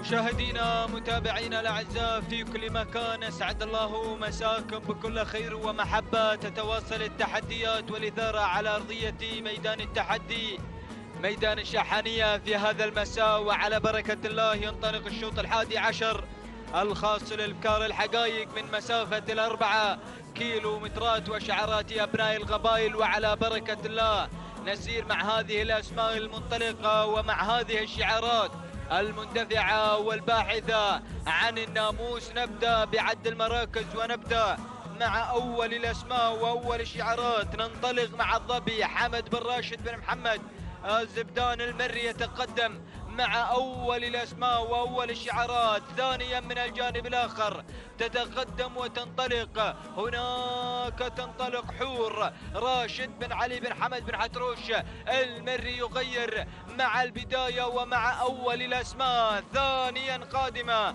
مراويس بشعار عبد الله بن علي بن راشد المري يتقدم شعار بن جهيم مع ثاني الأسماء. ثالث المراكز الظبي حمد بن راشد بن محمد المري يتقدم مع ثالث الأسماء وثالث الشعارات. رابعا القادمة الظبي راشد بن علي بن شجاع بن علي آلف هيدا مع رابع المراكز ورابع الأسماء. خامس الشعارات وصلت القادمة والمنطلقة على خامس المراكز.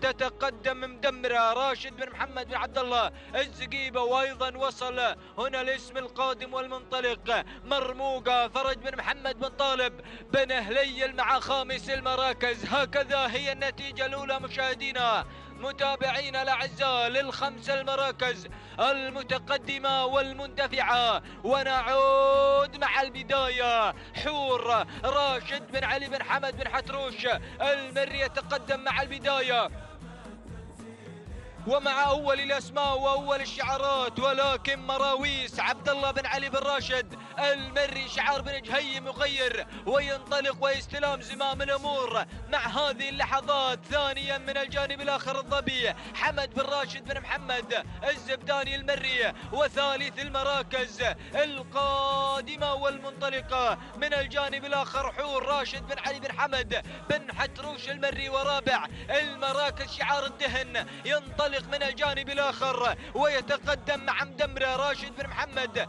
بن عبد الله الزقيبة. ينطلق مع رابع المراكز. خامس الأسماء مرموقة قادمة فرج بن محمد بن طالب بن هليل يتقدم مع خامس المراكز ويقدم لنا مرموقة. ها هي النتيجة مشاهدينا متابعينا الأعزاء في كل مكان عبر قناة الريان الفضائية الناقلة لأحداث وتحديات ومنافسات هذا المساء. سن الحقائق الله هي البداية. مراويس تنطلق بشعار بن جهيم. عبد الله بن علي بن راشد المري يقدم لنا مراويس.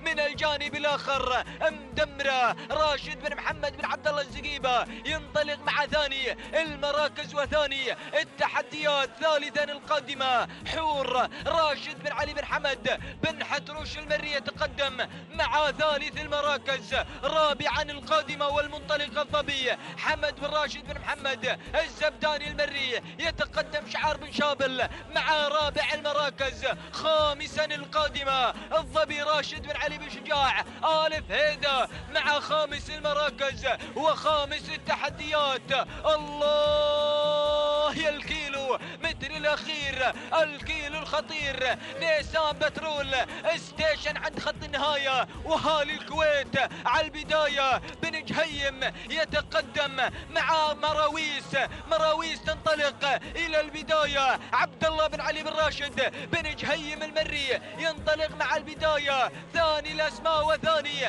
الشعارات. وصلت الظبي حمد بن راشد بن محمد الزبداني المري. وثالث الأسماء القادمة الشاهينية عبد الهادي بن علي بن عبد الهادي آل بريص المري. من أخطر الأسماء هنا قادمة الشاهينية مع ثالث المراكز. العطية مع رابع المراكز. خامسا الحوسني قادم مع خامس التحديات. ولكن بن جهيم بدأ بالانطلاق. أهالي الكويت مع الفوز والانتصار. بدأ بن جهيم. الله يا مراويس مع الفوز والانتصار. الشاهينية قادمة عبد الهادي بن علي بن عبد الهادي آل بريص. وأيضا قادمة صملة عبد الله بن علي بن عبد الله العطية. صملة قادمة ولكن مراويس والشاهينية وصملة النيسان بترول ستيشن بن جهيم العطية وبن جهيم. اللحظات الأخيرة مراويس صملة ومراويس. اللحظات الأخيرة مراويس بن جهيم صملة العطية. الله يا مراويس تهانينا والناموس. وتضيف السيارة الثالثة في رصيدها تهانينا والناموس لمالك مراويس عبد الله بن علي بن راشد بن جهيم على هذا الفوز وعلى هذا الانتصار. ثاني الأسماء وصلت صملة عبد الله بن علي بن عبد الله العطية. وثالث المراكز وصلت شاهينية عبد الهادي بن علي بن عبد الهادي آل بريص المري. ورابع المراكز الظبي حمد بن راشد بن محمد الزبداني المري. وخامس المراكز دوما بشعر محمد بن علي بن راشد الهميمي المري. مشاهدينا متابعينا الأعزاء هكذا هي التحديات والمنافسة على أرضية ميدان التحدي ميدان الشحنية. والسلام يعبر إلى دولة الكويت إلى ميدان الشهيد. التوقيت الزمني ولحظة وصول مراويس 5 دقائق 54 ثانية و6 أجزاء من الثانية. تهانينا والناموس لمالك مراويس عبد الله بن علي بن راشد بن جهيم المري. وثانيا وصلت صملة التوقيت الزمني ولحظة وصولها إلى خط النهاية 5 دقائق 54 ثانية و7 أجزاء من الثانية. تهانينا والناموس لمالك صملة عبد الله بن علي بن عبد الله العطية. ثالث المراكز. وصلت الشاهينية توقيت زمني 5 دقائق 55 ثانية و4 أجزاء من الثانية. تهانينا والناموس لعبد الهادي بن علي بن عبد الهادي آل بريص المري، فتهانينا والناموس للجميع.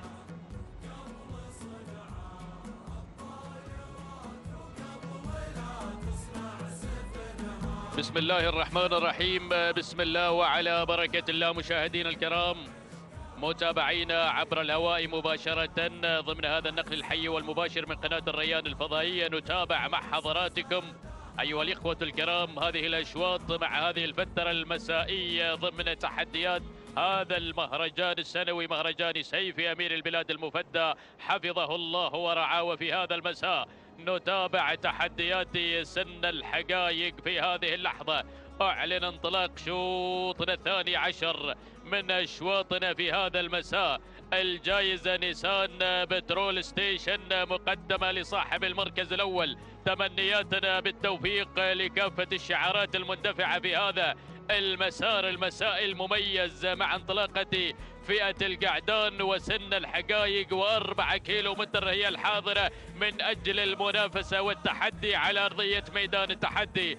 ننطلق مباشرة إلى مقدمة الشوط مع المركز الأول والصدارة. عز الجيش في المركز الأول لسالم بن علي بن فهد آل زبدان المري. من يقدم لنا عز الجيش في الصدارة وفي مقدمة هذا الشوط، بينما النقلة مع المركز الثاني لنتابع وصول من سياف في هذه اللحظات محمد بن بخيت بن ثويني الجربوعي من يتقدم على المركز الثاني. نقلة إلى ثالث المراكز.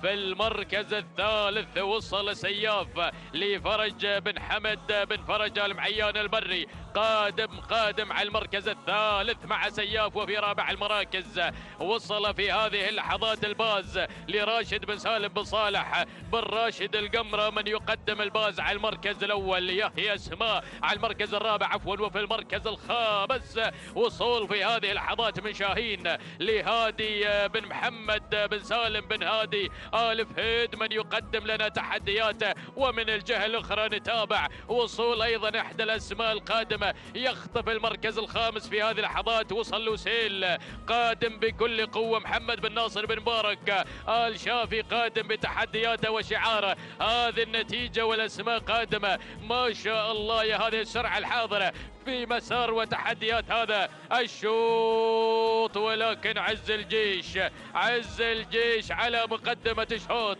أشعلها مبكرا في هذا المساء. وبانطلاقة هذا الشوط نيسان بترول ستيشن في الانتظار لصاحب الحظ الذهبي في هذا المساء. ولكن المقدمة ما شاء الله، شوف الفارق الكبير بيننا وبين مقدمة الشوط مع الاندفاع المميز. سالم بن علي بن فهد آل زبدان المري يقدم لنا عز الجيش يحمل الرقم 1. وفي المقدمة الملاحقة على المركز الثاني تأتي من سياف في هذه اللحظات لمحمد بن بخيت بن ثوين الجربوعي من يقدم لنا تحدياته مع سياف على المركز الثاني. وفي ثالث المراكز اتحرك لوسيل في هذه اللحظات محمد بن ناصر بن مبارك بن حمود الشافي. وعلى المركز الرابع وتابع الوصول في هذه اللحظات من شعار بن حفار قادم بتحدياته أيضا مع سياف لفرج بن حمد بن فرج آل معيان المري وقادم على المركز الخامس. أرصد الوصول من مغامر عبد المحسن بن راشد بن زيد آل بحيح المري. يا هو شوط يا هي اسماء قادمة، لكن المقدمة عز الجيش في الصدارة. هذه السلالة المميزة والراقية هنا من تنطلق في هذا المساء وفي أشواط المساء. من يقدم لنا تحدياته سالم بن علي بن فهد آل زبدان المري يقدم التحدي هنا والعصا في الابطان مع هذا الدفع الذاتي والأداء التلقائي. يا سلام يا سلام يا سلام يا سلام، الأمتار الذهبية، الأمتار المجنونة. يا سلام يا بن زبدان، يا سلام يا عز الجيش. النيسان بترول ستيشن معك حتى هذه اللحظات بالتقدم المميز والاندفاع المميز على مقدمة الشوط وعصاته في الابطان. لا زال هنا المركز الثاني وتابع سياف. وهناك أيضا بدأ الانضمام المميز الكبير من تحديات ببلش لهادي الهادي بن مسعود آل فهيدة، ولكن المقدمة عقبة كبيرة أمام المشاركين. بن عفرة هنا مشاهدينا الأعزاء يقدم تحديات. عز الجيش مع الناموس. سلام. لحظة الوصول إلى خط النهاية. التهنئة والناموس لسالم بن علي بن فهيد آل زبدان المري على هذا الفوز وعلى هذا الانتصار. المركز الثاني من وصل سياف لمحمد بن مخيت بن ثوين الجربوعي. وفي ثالث المركز الثالث مبلش لهادي بن محمد بن سعود الفهيدة المري. وفي رابع المراكز وصول من بركان لمحمد بن ناصر بن عبيد المريزيق المري. وخامسا من وصل مشاهدي الاعزاء الوسيل محمد بن ناصر بن مبارك بن حمود الشافي. هذه نتيجتنا، ولكن عز الجيش مع النيسان البترول ستيشن ومع الناموس والانتصار. لحظة الإعادة ناخذ التوقيت الزمني 5 دقائق 51 ثانية 3 أجزاء من الثواني. تهانينا لسالم بن علي بن فهيد آل زبدان المري على فوز عز الجيش بالمركز الأول. بينما في ثاني المراكز من وصل سياف توقيته 5 دقائق 53 ثانية بدون أجزاء من الثواني. تهانينا لمحمد بن مخيت بن ثوين الجربوعي على فوز سياف بالمركز الثاني. بينما في ثالث المراكز من وصل مبلش توقيته الزمني 5 دقائق 54 ثانية جزءا واحدا من الثاني. تهانينا لهادي بن محمد بن سعود الفهيدة المري.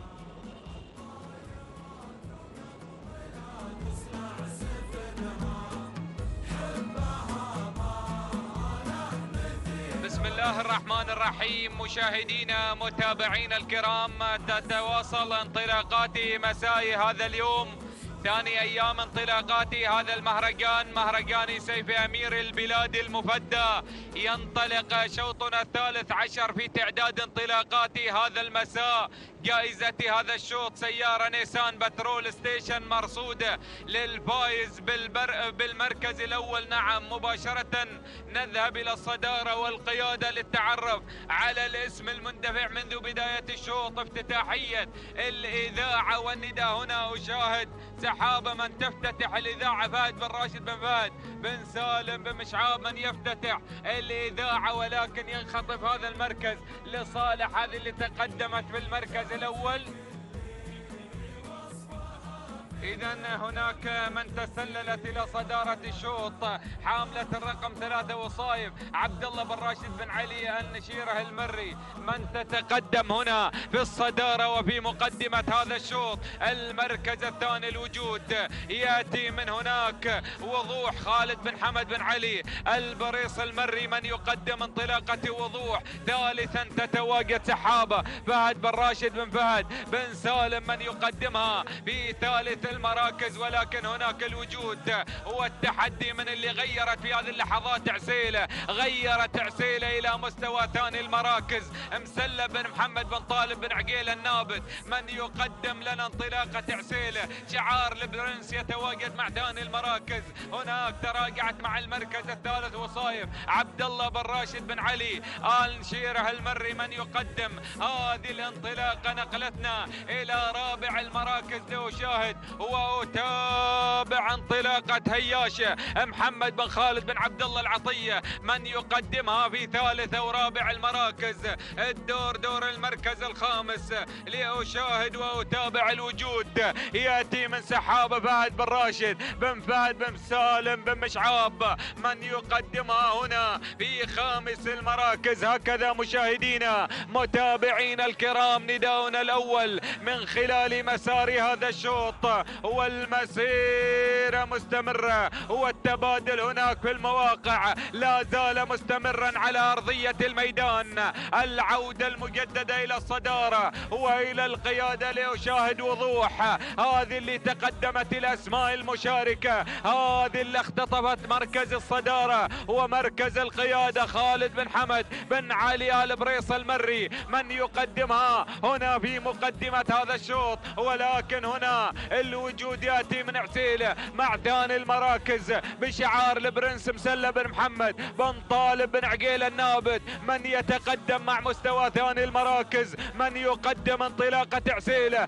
مع المستوى الثاني ومع وصافة هذا الشوط. دور المركز الثالث وشاهد وصايف من تحمل لنا الرقم 3 في هذا الشوط عبد الله بن راشد بن علي آل نشيره المري من يقدمها في ثالث المراكز. النقلة إلى المركز الرابع لأشاهد وأتابع هياش محمد بن خالد بن عبد الله العطية من يتقدم في رابع المراكز. والمركز الخامس هناك الوجود يأتي من سلم بخيت بن علي بن بخيت المقارح القرح من يقدمها هنا في خامس المراكز في أول ظهور لها في الدائرة الإعلامية من خلال مسار الشوط. ولكن أعود إلى صدارة الشوط وإلى القيادة لأتابع وضوح التي لا زالت تقود المسار، لا زالت تبحث عن الجائزة الثمينة النيسان بترول ستيشن الذي ينتظر أحد الفائزين مع الكيلومتر الأخير. بدينا في الدخول إلى مدرج الناموس، مدرج الكيلومتر الأخير بقيادة وضوح، هذه اللي تنطلق في القيادة والصدارة يقدمها يقدم وضوح خالد بن حمد بن علي آل بريص المري في الصدارة والقيادة. المركز الثاني هناك تتواجد وصايف عبد الله بن راشد بن علي آل نشيره المري، ولكن وصل بن عقيل ليقدم هنا عسيلة لا زالت في ثاني المراكز. وصلت في المركز الثاني مسلة بن محمد بن طالب بن عقيل النابت، ولكن وضوح هي الأقرب إلى الفوز والانتصار إلى حتى اللحظة، تحتفظ بالقيادة والصدارة. والنيسان بالانتظار. يا سلام، بن عقيل قادم واللحظات الأخيرة، معركة الأمتار. يا سلام، شوف عسيلة وصلت، رافع راية التحدي، رافع راية التهديد والأمتار الأخيرة. إذا مسلم بن محمد بن طالب بن عقيل النابت يبدل في الأمتار المجنونة. يا سلام، يا شعار البرنس من غير في اللحظات الأخيرة. سلام بن عقيل، سلام بهذا الفوز والانتصار. أسعد الله صبأ مساك بهذا الانتصار. إذا عسيلة مسلم بن محمد بن طالب بن عقيل النابت ينتصر في اللحظات الأخيرة. تهانينا والناموس المركز الثاني. من وصلت وضوح خالد بن حمد بن علي آل بريص المري المركز الثالث. إذا المركز الثالث هوايل جابر بن سالم بن جابر القربوع المري. المركز الرابع كان الوصول من مشهورة حمد بن عايض بن محمد بن عايض الحنزاب. المركز الخامس كان الوصول من جمايل سعد بن عيد بن شافي الرشيدي. إذا تهانينا والناموس نهني مالك عسيل مسلم بن محمد بن طالب بن عقيل النابت بمناسبة فوزه وانتصاره في هذا الشوط، شوطنا الثالث عشر قاطعا المسافة في زمن وقدره 5 دقائق 55 ثانية و4 أجزاء من الثانية. تهانينا والناموس لشعار بن عقيل. المركز الثاني وصلت وضوح في ثاني المراكز، توقيتها الزمني 5 دقائق 55 ثانية 7 أجزاء من الثانية. تهانينا لمالك وضوح خالد بن حمد بن علي آل بريص المري. المركز الثالث كان الوصول أيضا من هوايل، توقيتها الزمني 5 دقائق 56 ثانية 7 أجزاء من الثانية. تهانينا لمالكها جابر بن سالم بن جابر القربوع المري، والثانية لكافة الأخوة الفائزين في هذا الشوط. بسم الله الرحمن الرحيم. أيها الحفل الكريم، مشاهدينا متابعينا الكرام، أسعد الله مساكم وجميع أوقاتكم بكل خير ومحبة وسلام. هكذا يتجدد بنا اللقاء في هذه الأمسية التراثية الجميلة من أمسيات ميدان التحدي لسباقات الهجن العربية الأصيلة. ينطلق شوطنا الرابع عشر المخصص للحقائق القعدان. ال4 كيلومترات هي المسافة الحاضرة والمقررة من اللجنة المنظمة لسباقات الهجن. وأيضا هنا جائزة هذا الشوط عبارة عن سيارة نيسان بترول ستيشن رصدت للفائز بالمركز الأول مباشرة. نسير مع هذه الشعارات ومع هذه الأسماء الكبيرة المشاركة أيضا بين حنايا هذا الميدان مباشرة مع الصدارة مع المركز الأول. من يأتينا نسناس بشعار محمد بن سالم بن محمد بن علي بن دوحة، من يقدم لنا شعار المتميز مع البداية مع المركز الأول، بينما أتابع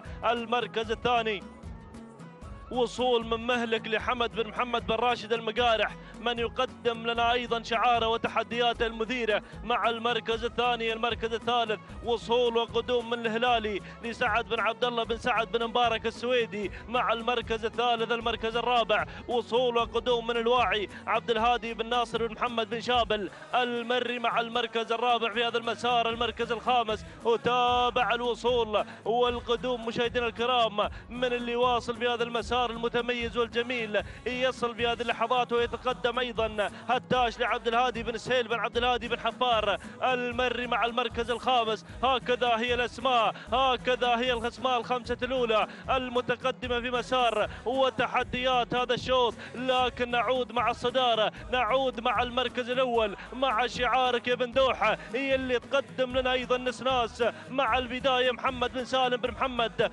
بن علي بن دوحه المري، من يقدم لنا شعاره ويقدم لنا تحدياته المميزه هناك مع البدايه مع المركز الاول، بينما أتابع المركز الثاني الوصول مع ثاني التحديات، من يصل في هذا المسار المتميز والجميل في هذا الانطلاق الرائع. وصول قدوم ايضا من الهلالي لسعد بن عبد الله بن سعد بن مبارك السويدي، والمركز الثالث شعار بن مقارح يتقدم مع مهلك حمد بن محمد بن راشد المقارح، من يصل مع المركز الثالث. المركز الرابع وتابع الوصول والقدوم في هذه اللحظات، وصل وتقدم ازعاج حمد بن صالح بن محمد آل سنيد المري، يصل ايضا في هذا المسار. وتابع ايضا القدوم والوصول مشاهدينا الكرام من قبل اللي واصل ايضا شعار بن هليل، يقدم لنا الحصان سعيد بن محمد بن طالب بن محمد بن هليل، يصل ايضا في هذا الانطلاق الرائع والجميل. وايضا وصول من شعار بن شابل في هذا الانطلاق الرائع والجميل. لكن نعود مع الصداره، نعود مع شعار بن دوحه مع الصداره مع المركز الاول، من يقدم لنا تحدياته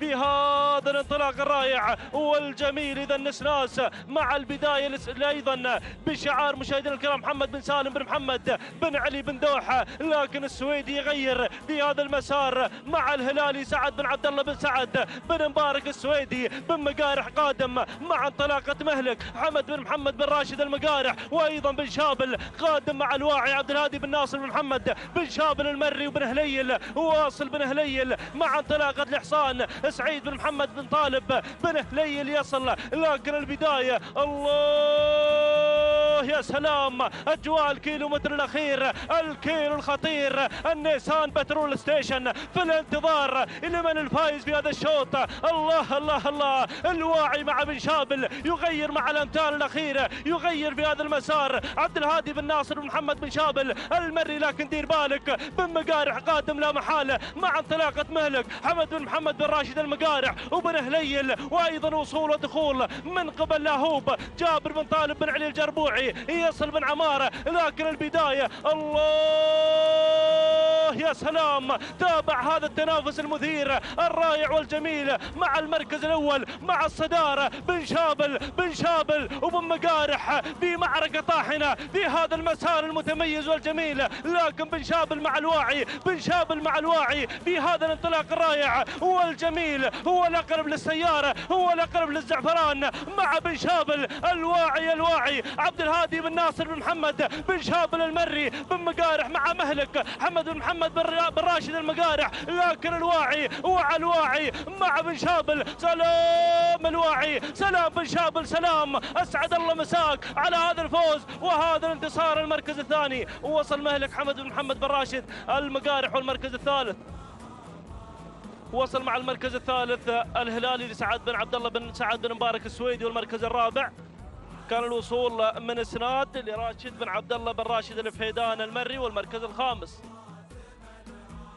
الخامس مشاهدينا الكرام وصل ازعاج لحمد بن صالح بن محمد آل سنيد المري. هكذا مشاهدينا الكرام متابعينا الافاضل تابعنا هذا الشوط، ولكن الواعي كان صاحب الكلمة في هذا الشوط، واختطف أيضا السيارة النيسان بترول ستيشن. تهانينا والناموس يا بن شابل على هذا الفوز. 5 دقائق 54 ثانية 9 أجزاء من الثانية هو التوقيت المصاحب للواعي. تهانينا والناموس لعبد الهادي بن ناصر بن محمد بن شابل المري. بينما المركز الثاني وصل أيضا مهلك وتوقيته الزمني 5 دقائق 55 ثانية و6 أجزاء من الثاني. تهاني والناموس إلى حمد بن محمد بن راشد المقارح على هذا الفوز. بينما المركز الثالث وصل مشاهدينا متابعينا الكرام مع المركز الثالث أيضا كان الوصول والقدوم من الهلالي وتوقيته الزمني 6 دقائق بدون ثواني وجزئين من الثانية.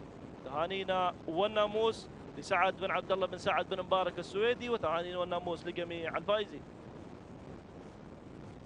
بسم الله الرحمن الرحيم. مشاهدينا متابعينا الكرام، تتواصل انطلاقات هذا المساء شوط تلو الآخر. نصل بكم إلى انطلاقة شوطنا الخامس عشر المخصص للحقائق أبكار. جائزة هذا الشوط نيسان بترول ستيشن مرصود للفائز بالمركز الأول. مباشرة نذهب إلى داخل الميدان للتعرف على الأسماء الحاضرة والمنطلقة والمتنافسة فيما بينها من أجل الوصول إلى مركز القيادة ومركز هنا التتويج بطلا من أبطال هذا المهرجان السنوي الكبير. مباشرة إلى شواهيق من تفتتح إذاعتنا خالد بن محمد بن علي المري من يقدمها في بداية المسار. المركز الثاني هنا الوجود يأتي من علاج مبارك بن سعيد بن مبخوت القربوعي من يقدمها من اختطفت المركز الأول. الدور دور المركز الثالث لأشاهد وأتابع. هناك تأتينا طواري مسفر بن محمد بن مسفر القربوعي من يقدمها هناك في ثالث المراكز. والمركز الرابع من غيرت بدورها إلى ثالث المراكز تتواجد شوشرة مبخوت بن ناصر بن محمد بن ناصر الشنقل من يقدمها هنا في ثالث المراكز. نقلتنا إلى المركز الرابع لأشاهد وأتابع بنت نشوان حمد بن مسعود بن راشد المري من يقدم لنا انطلاقة بنت نشوان. المركز الخامس هناك الوجود ايضا من طواري مسفر بن محمد بن مسفر القربوعي. هكذا مشاهدينا متابعينا الكرام اتممنا على مسامعكم نداء الخمسة الاسماء المنطلقة في هذا الشوط والعودة مباشرة الى الصدارة والى القيادة. لأشاهد هناك شواهيق من تصدرت الموقف من جديد من انطلقت في الصدارة والقيادة. خالد بن محمد بن علي المري من يقدمها هناك في بداية المسار من يدفع باسم شواهيق، اسم خطير هنا ينافس على الصدارة. ولكن شوف المركز الثاني، شوفوا تابع بنت نشوان حمد بن مسعود بن راشد المري من يقدم هذا الاسم الجميل هنا في ثاني المراكز. الدور دور المركز الثالث لأشاهد علاج مبارك بن سعيد بن مبخوت القربوعي من يقدم انطلاقة علاج. نقلتنا إلى رابع المراكز لأشاهد شوشرة مبخوت بن ناصر بن محمد بن ناصر الشنقل من يقدم انطلاقة شوشرة. هناك المركز الخامس الوجود يأتي من سندس في أول إذاعة لسندس شعيل بن عبد الله بن عبد الهادي بن حمران المري من يقدم انطلاقة سندس في أول إذاعة لها من خلال مسار الشوط.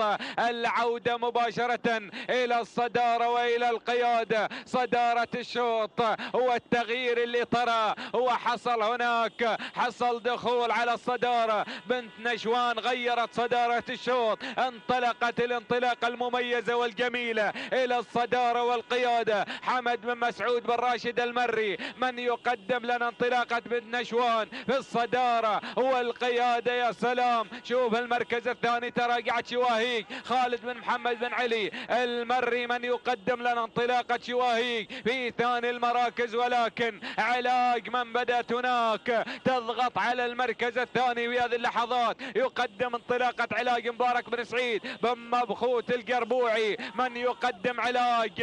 هذه اللي مع العلاج المناسب لمجريات الشوط. يا سلام، نقلتنا إلى رابع المراكز لأشاهد شوشرة مبخوت بن ناصر بن محمد بن ناصر الشنقل. هو الوصول الآخر من خامس المراكز راكان بن حزام بن محمد بن راشد المري. لكن أعود إلى الصدارة إلى القيادة مع اقترابنا من اللحظات الأخيرة. وهنا السلامات إلى الكويت إلى حتى اللحظة، ولكن الأسماء القوية هنا تتواجد بنت نشوان حمد بن مسعود بن راشد المري، ولكن التغيير هذه اللي غيرت علاج مبارك بن سعيد بن مبخوت القربوعي من يقدم علاج، من غيرت إلى الصدارة وإلى القيادة والوصول الآخر هناك من شواهيق خالد بن محمد بن علي المري من يقدم شواهيق، ولكن علاج علاج علاج علاج. تابع الأسماء الواصلة، الوصول الآخر هناك من اللي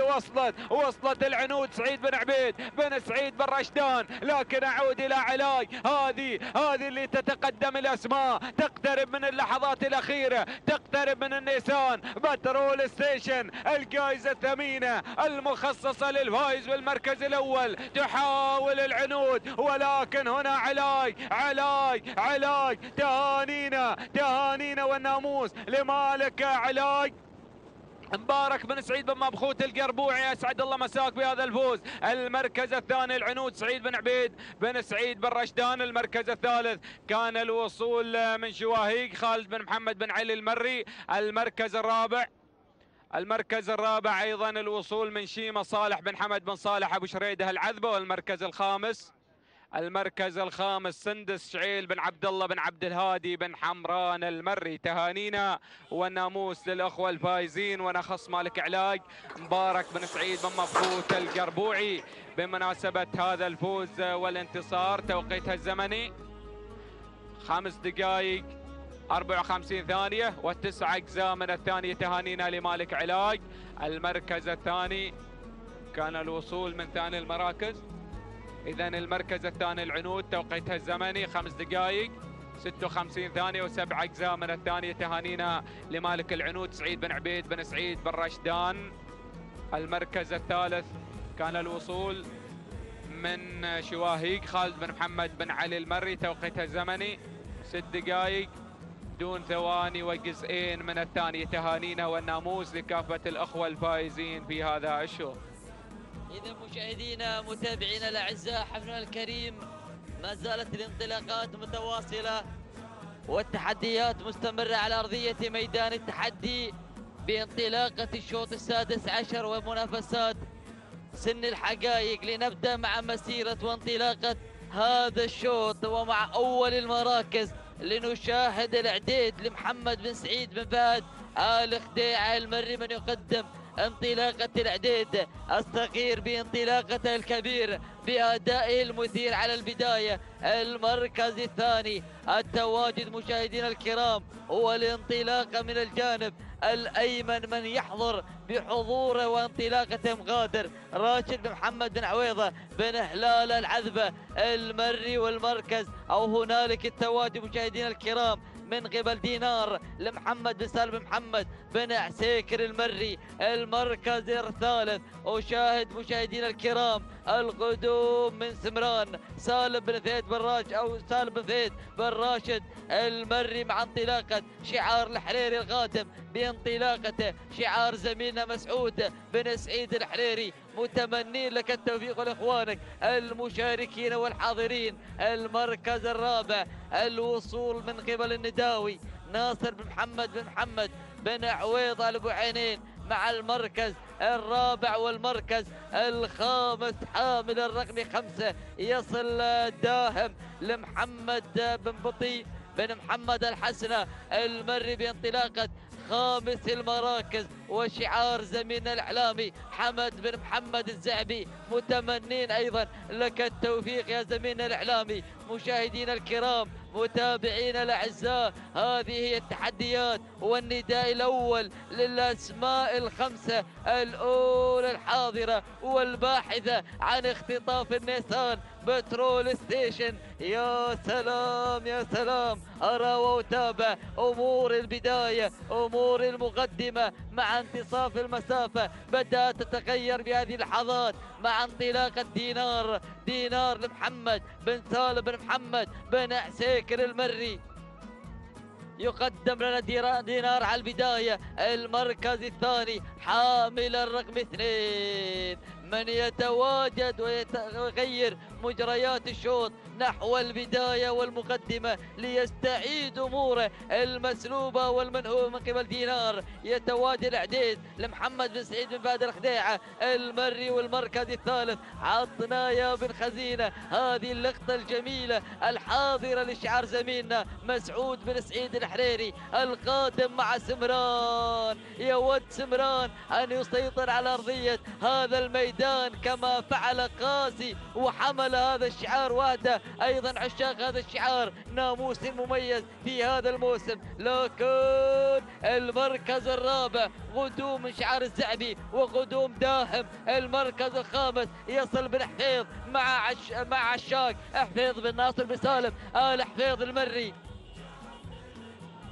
نعود إلى البداية، نعود إلى المقدمة، نعود إلى العديد العد التنازلي مع انطلاقة البداية. العديد يفتتح مجريات الكيلومتر الأخير والحريري قادم مقدما لنا أيضا انطلاقة سمران والعديد مع هنالك بن خديعة يقدم لنا العديد، يقدم لنا انطلاقة العديد على المركز الأول. الله التواجد من العديد، لكن شوفوا سمران قادم. الحريري الله سمران العديد سمران النيسان بترول ستيشن لمن الناموس والتتويج.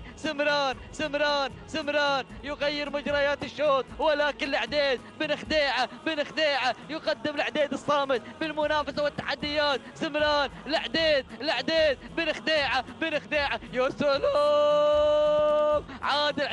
عاد العديد ايضا ليستعيد اموره المسلوبه والمنهوبه ليختطف سياره هذا الشوط. بن خديعة يخدع الجميع بانطلاقه العديد بادائه الكبير وانطلاقته على البدايه رغم صغر عمره وانطلاقته يحظى باختطاف نقطه هذا الشوط، يحظى بالسياره. يقدم لنا هذا الانطلاق الكبير والمثير ليفوز بالسياره، ليفوز بالمركز الاول. سلام يا بن خديعة، ابداعا يا بن خديعة، اثاره وابداع مع العديد يتواجد ويقدم لنا انطلاقه اول المراكز خاطف الناموس هذا الشوط الثاني. والتبريكات لك يا بن خديعة. محمد بن سعيد بن فهد الخديعة المري المركز الثاني. وصل مشاهدينا الكرام الراوي لغالب بن جاسم الربيع الكواري المركز الثالث. ووصل سمران لسالم بن فهد بن راشد المري المركز الرابع. ووصل سمران لمحمد بن بطل حسن المري خامسا. كان الوصول من قبل العشاق لحفيظ بن ناصر بن سالم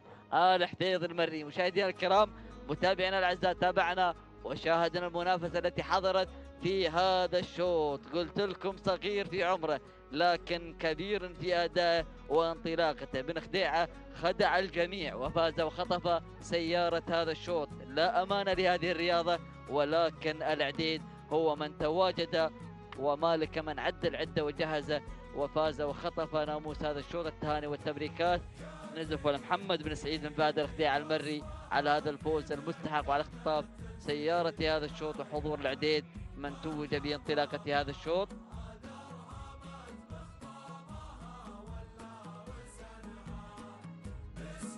إذا مشاهدينا الكرام متابعينا الأعزاء، تابعنا المنافسة التي حضرت ما بين الشعارات ما بين العديد وشعار بن خديعة وكذلك سمران وشعار كذلك الحريري من نافس وأيضا حضر بالمنافسة القوية ما بينه وما بين العديد. لكن العديد هو الأجدر والأميز بهذه الانطلاقة وبهذه المنافسة، هو المتوج ومحقق أول المراكز. ما زالت الانطلاقات متواصلة مشاهدينا الكرام، وشوطنا السابع عشر يستعد للانطلاقة، واحد الزملاء يتواصل معلقا وواصفا لكم مجريات هذا الشوط.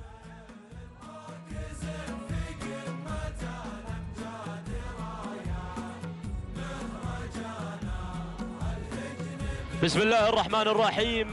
مشاهدينا متابعينا الكرام، متابعين رياضة الآباء والأجداد، من هنا من أرضية ميدان التحدي، ميدان الشحانية الذي يحتضن هذه الشعارات وهذه الأسماء القادمة من أجل التنافس ومن أجل التحدي في مهرجان سيدي، في مهرجان سيف أمير البلاد المفدى، يحفظه الله ويرعاه من كل شر ومكروه يا رب العالمين، مع تحديات هذه الأسماء وهذه الشعارات المنطلقة والمتنافسة من أجل السيارة المرصودة هنالك عند خط النهاية النيسان باترول ستيشن هنالك عند نهاية المطاف للفائز بالمركز الأول.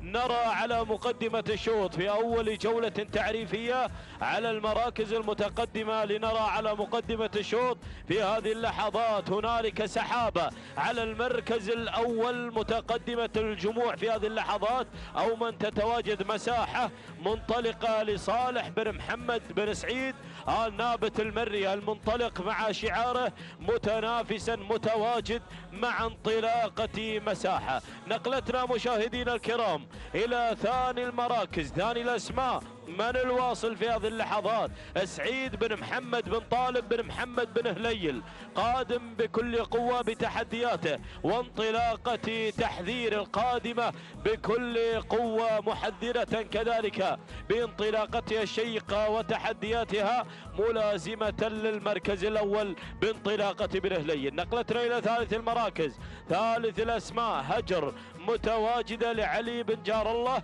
بن بريك بن صميخ آل صميخ المتواجد على ثالث المراكز. يما رابعا فتنطلق هنالك وتتواجد في هذه اللحظات المتواجدة من الجانب الأيمن لظى تواجدت لسالم بن راشد بن سالم الصعاق المري المنطلق مع رابع المراكز. خامس الأسماء من الواصلة في هذه اللحظات، من المنطلقة هنالك الواصلة لعبد الله بن ناصر بن عبد الله بن ربيعة الكواري منطلقا مع خامس المراكز. مشاهدينا الكرام ها هي الخمسة المراكز الأولى دعناها على مسامعكم بالوفاء والتمام. نعود إلى مساحة في هذه اللحظات منطلقة هنالك على المركز الأول متخذة لها مساحة هنالك في المقدمة بتحديات شعارها وانطلاقته على المركز الأول بتحديات صالح بن محمد بن سعيد النابت المري المنطلق على المركز الأول، ولكن الملازمة الشديدة مع تحذير القادمة بكل قوة ملازمة هنالك في ثاني المراكز مع تحديات سعيد بن محمد بن طالب بن هليل المنطلق مع ثاني المراكز. ثنائية متواجدة على المركز الأول وثانيه في حوار للأصالة، حوار للتحدي والمنافسة على أول المراكز وثانيه. مشاهدينا الكرام نقلتنا إلى ثالث المراكز، من المتواجدة في هذه اللحظات على ثالث المراكز والمنطلق شعار الصعاق متواجد مع لظى لسالم بن راشد بن سالم الصعاق المري المنطلق، وهنالك أول إذاعة لنجود القادمة لجار الله بن حمد بن جار الله النابت المري، وهنالك القدوم مع مرضية لحمد بن علي بن محمد بن عويضة العذبة مع خامس المراكز. ولكن نعود مع المركز الأول، نعود مع مقدمة الشوط، نعود مع مقدمة التحدي الكبير مع من يتواجد على المركز الأول. فهنالك شعار صالح بن محمد بن سعيد النابت المري لا زال على مقدمة الشوط منذ الانطلاق مع مساحة المنطلقة على المركز الأول. تحذير على ثاني المراكز، تنطلق لسعيد بن محمد بن طالب بن محمد بن هليل، وهنالك القادمة في هذه اللحظات الواصلة مع تحديات القادمة في هذه اللحظات 31 قادمة بكل قوة مع تحديات هذا الشعار ومنافسته. ومن الجانب الأيمن هنالك القدوم والتحدي مع نجود لجار الله بن حمد بن جار الله النابت، وهنالك القدوم مع خود القادمة مع راشد بن حزام بن راشد بن عبد الله بن قرح. ولكن المركز الأول هنالك من يتواجد على مقدمة الشوط مساحة لصالح بن محمد بن سعيد النابت المتواجد على المركز الأول. ولكن خود في هذه اللحظات، خود تنطلق على المركز الأول، خود في هذه اللحظات مع تحدياتها انطلاقتها على المركز الأول بتحديات هذا الشعار وانطلاقته من الجانب الأيمن. هنالك المنافسة المناورات في هذه اللحظات، هنالك القدوم هوايل قادمة كذلك مع تحديات سالم بن عبد العزيز بن سالم، ولكن خود على المركز الاول، خود على المقدمه، خود مع بن قرح راشد بن حزام بن راشد بن عبد الله بن قرح، نعم على المركز الاول، واتوقع لها كذلك نقطه في الامير الوالد في هذه اللحظات، تتواجد على المركز الاول هنا على مقدمه الشوط بتحديات راشد بن حزام بن راشد بن عبد الله بن قرح وسعيد بن راشد الزعبي المتابع لهذا الشعار وتحدياته مع خود المنطلقه وتحديات خود حتى خط النهايه مع تحديات راشد بن حزام بن راشد بن عبد الله بن قرح. تهانينا والف مبروك. ثاني المراكز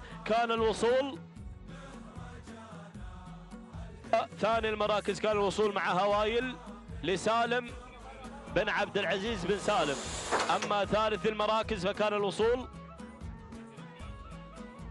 المراكز نجود لجار الله بن حمد بن جار الله النابت المري. اما رابع المراكز كان الوصول مع سمحه لعبد الله بن محمد بن سالم الزبداني المري. اما خامس المراكز فكان الوصول مع لظى لسالم بن راشد بن سالم الصعاق المري. تهانينا والف مبروك لجميع الفائزين. هنالك التوقيت الزمني 5 دقائق و54 ثانية وجزءا وحيدا يتيما من الثانية. تهانينا والف مبروك لمالك خود راشد بن حزام بن راشد بن عبد الله بن قرح المري على حصول خود على المركز الاول. ثاني المراكز كان الوصول في 5 دقائق 55 ثانية بدون اجزاء من الثانية. تهانينا والف مبروك لسالم بن عبد العزيز بن سالم مالك من حصلت على المركز الثاني. اما ثالث المراكز كان الوصول مع نجود لجار الله بن حمد بن جار الله النابت، وكان التوقيت الزمني 5 دقائق 55 ثانية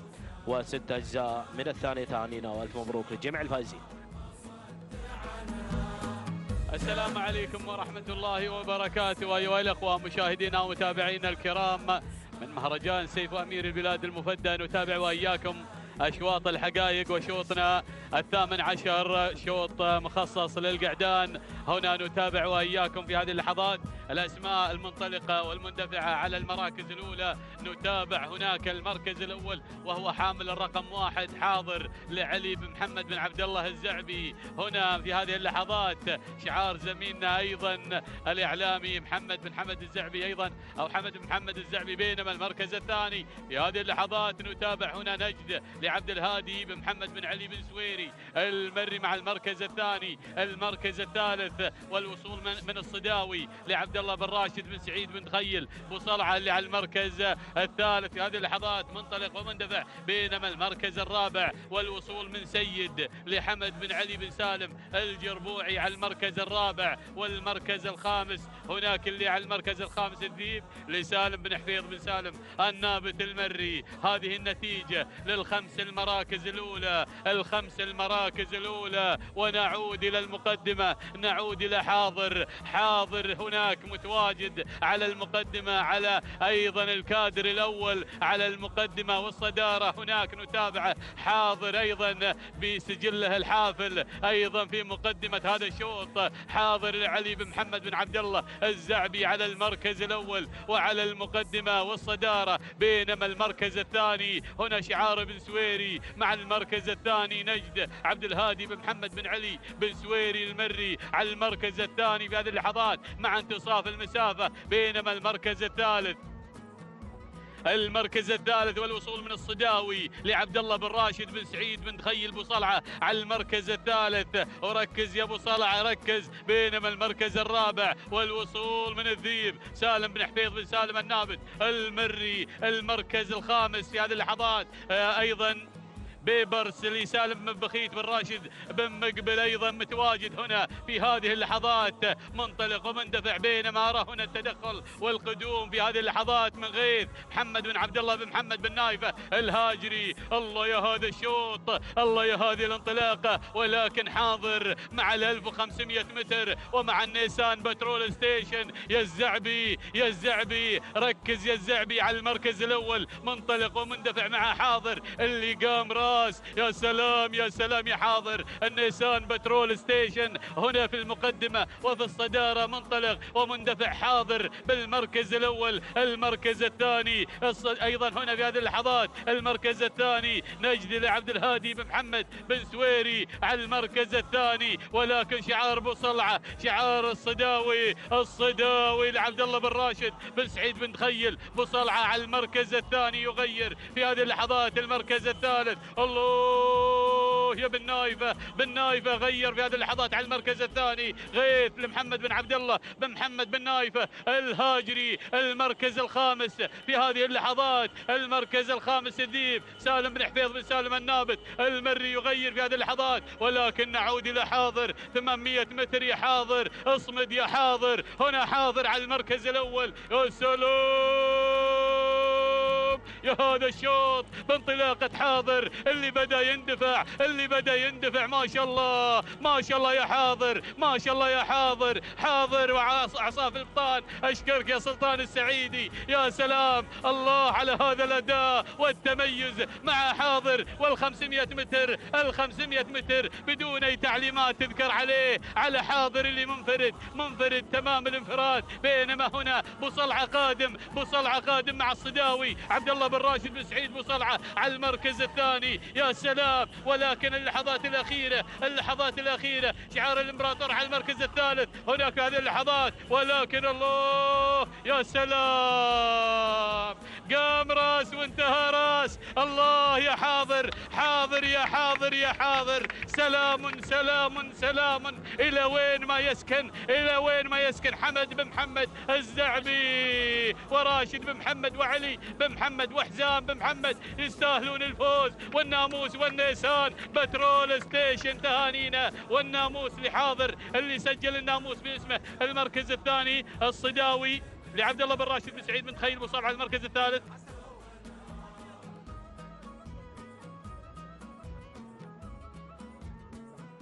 المركز الثالث حشيم لحمد بن محمد بن جابر العاض المري. المركز الرابع سياف البخيت بن علي بن حمد البريدي. المركز الخامس وصل هناك معي لمحمد بن سعود بن محمد الصيعري أيضا يستاهل الفوز والناموس.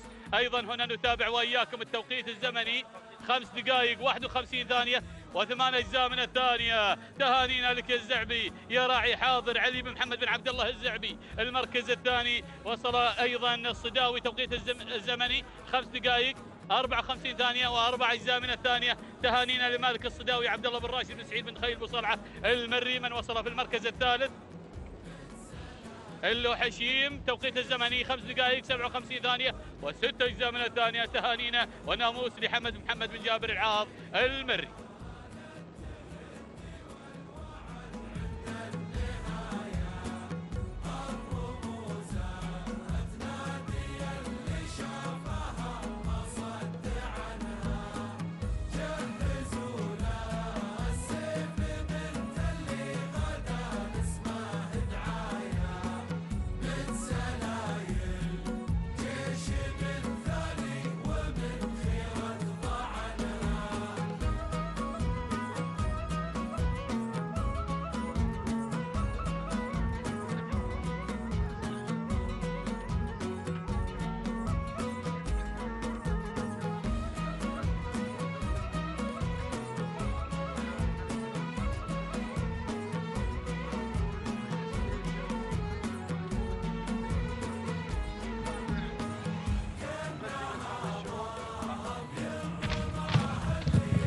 نتابع المركز الأول في هذا التحدي وفي هذا الانطلاق. مشاهدينا الأعزاء نتابع على مقدمة هذا الشوط من تحتل المركز الأول رمز لراشد بن حزام بن راشد بن عبد الله الزعبي يتواجد وينطلق. بينما المركز الثاني في هذه اللحظات القادم والمنطلق القادمة مشاهدي الأعزاء الدوحة لجبر بن جاسم بن ربيعة الكواري. بينما المركز الثالث من الجانب الآخر اللي تسللت وانطلقت في هذا التحدي الكبير والرائع الشعار الأزرق القادم هنا مشاهدينا الأعزاء المنطلق مشاهدينا الكرام نتابع القادمة وصايف لمتعب بن سعيد بن محمد الفهيدة المري، بينما المركز الرابع ناخذ المركز الرابع ونتابع هنا الوصول والتحدي من هذه الشعارات المميزة، وصول وانطلاق من قبل شميلة فيصل بن مزاحم بن غدير بن فلاح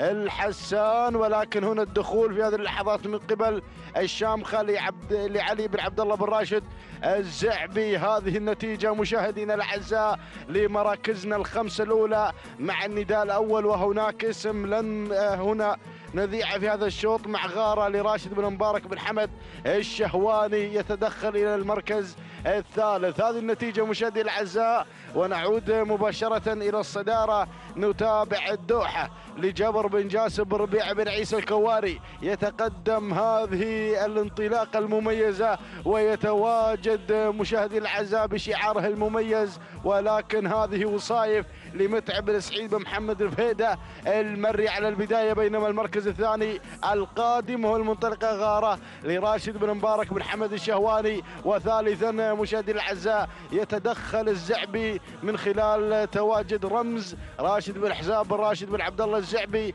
بينما المركز الرابع مشاهدينا الكرام الدوحة لجبر بن جاسم بن ربيع بن عيسى الكواري، وخامس المراكز القادمة في هذه اللحظات انتصاف لحمد بن هضبان بن حمد بن سعيد الفسل المري، يتقدم في هذه اللحظات في خامس المراكز. هذه نتيجة مشاهدينا الكرام للمراكز الخمسة الأولى. نذهب مباشرة إلى البداية لنتابع الصدارة والمقدمة. وصايف وصايف وصايف على الصدارة، الله يا وصايف.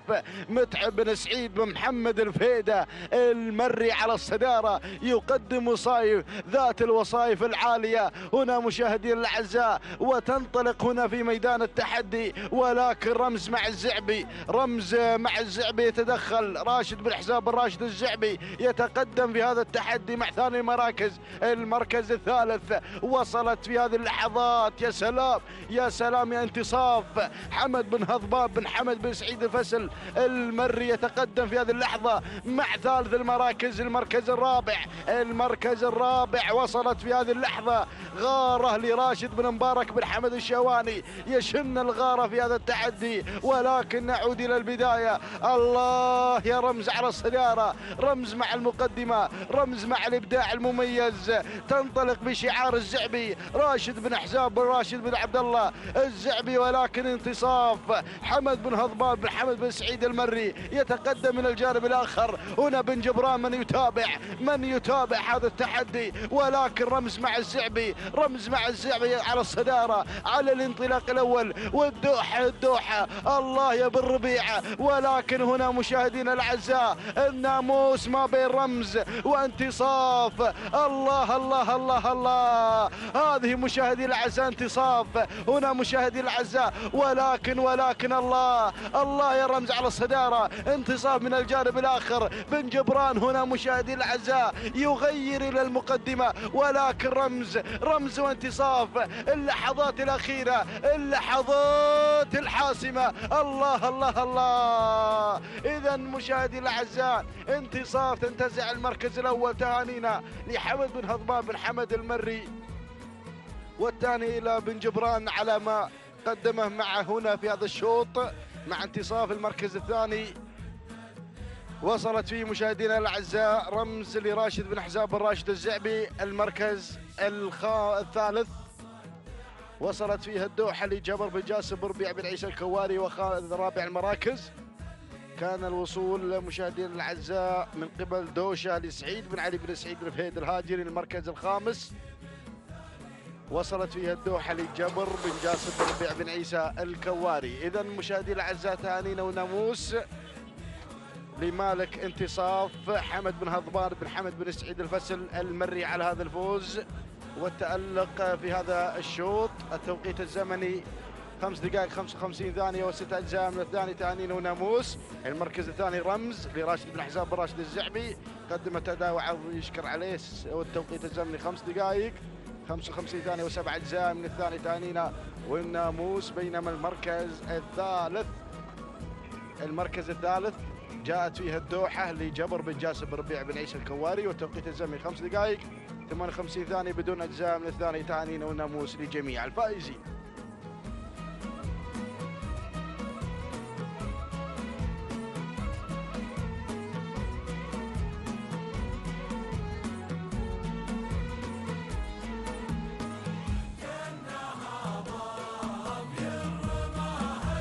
مشاهدينا متابعينا الاعزاء، تتواصل التحديات والاثاره هنا على ارضيه ميدان التحدي، ميدان الشحانيه في هذا المساء، وعلى بركه الله ينطلق الشوط العشرون الخاص للابكار الحقائق من مسافه 4 كيلومترات. نسير مع هذه الاسماء المنطلقه ومع هذه الشعارات المندفعه والباحثه عن الناموس. نسير ونبدا بعد المراكز وننطلق مع البدايه. أول الأسماء الدكتورة بشعار سالم بن حمد بن سالم بن هدفة يتقدم مع البداية، ومع أول الأسماء ثاني الشعارات وصلت القادمة رغد منصور بن غانم بن منصور آل منصور الخيارين يتقدم مع ثاني الأسماء وثاني الشعارات. ثالث المراكز القادمة والمنطلقة على ثالث المراكز وصلت قند جبر بن جاسم بن ربيعة بن عيسى الكواري يتقدم مع قند على ثالث الأسماء وثالث الشعارات. رابعا الدوحة جابر بن علي بن سالم الجربوعي المري مع رابع المراكز. خامس الأسماء الظبي محمد بن عبيد بن علي بن عبيد السناري مع خامس المراكز. هكذا هي النتيجة الأولى مشاهدينا متابعينا الأعزاء للخمسة المراكز المتقدمة والمنطلقة والمندفعة. ونعود مع البداية. الدكتورة على البداية سالم بن حمد بن سالم بن هدفة يتقدم مع الدكتورة على أول الأسماء وأول الشعارات. ثانيا وصلت القادمة والمنطلقة القادمة رغد بشعار منصور بن غانم بن منصور الخيارين يتقدم مع رغد على ثاني الأسماء وثاني الشعارات. ثالثا قادمة قند جبر بن جاسم بن ربيعة بن عيسى الكواري مع ثالث الأسماء. رابع المراكز مشاهدينا متابعينا الاعزاء وصلت الدوحة جابر بن علي بن سالم الجربوعي المري يتقدم مع الدوحة على رابع المراكز. خامس الأسماء وصل شعار السناري يتقدم ويتدخل هنا قادم مع الظبي محمد بن عبيد بن علي بن عبيد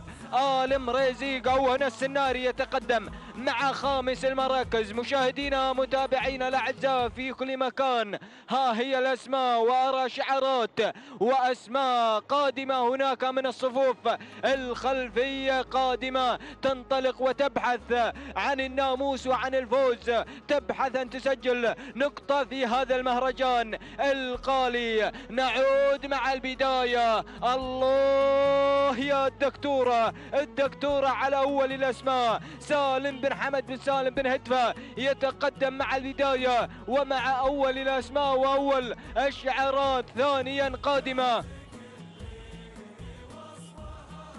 وصلت ثاني الأسماء قند بشعار أو قند بشعار جابر بن جاسم أو جبر بن جاسم بن ربيعة بن عيسى الكواري. وثالث المراكز وصلت القادمة الدوحة جابر بن علي بن سالم الجربوع المري مع رابع المراكز. خامس الأسماء وصلت أضواء جابر بن هضواء بن حمد بن سعيد الفسل مع خامس المراكز وخامس التحديات. ولكن البداية والصدارة هناك المقدمة الدكتورة سالم بن حمد بن سالم بن هدفة يتقدم مع أول الأسماء وأول الشعارات. ثانيا قادمة ومنطلقة أضواء جابر بن هضام بن حمد بن سعيد الفسل يتقدم مع ثاني الأسماء. ثالث المراكز بن ربيعة قادم مع قند جبر بن جاسم بن ربيعة بن عيسى الكواري. وثالث أو رابع المراكز وصل شعار الهديفي بدأ يتدخل هنا مع ثالث المراكز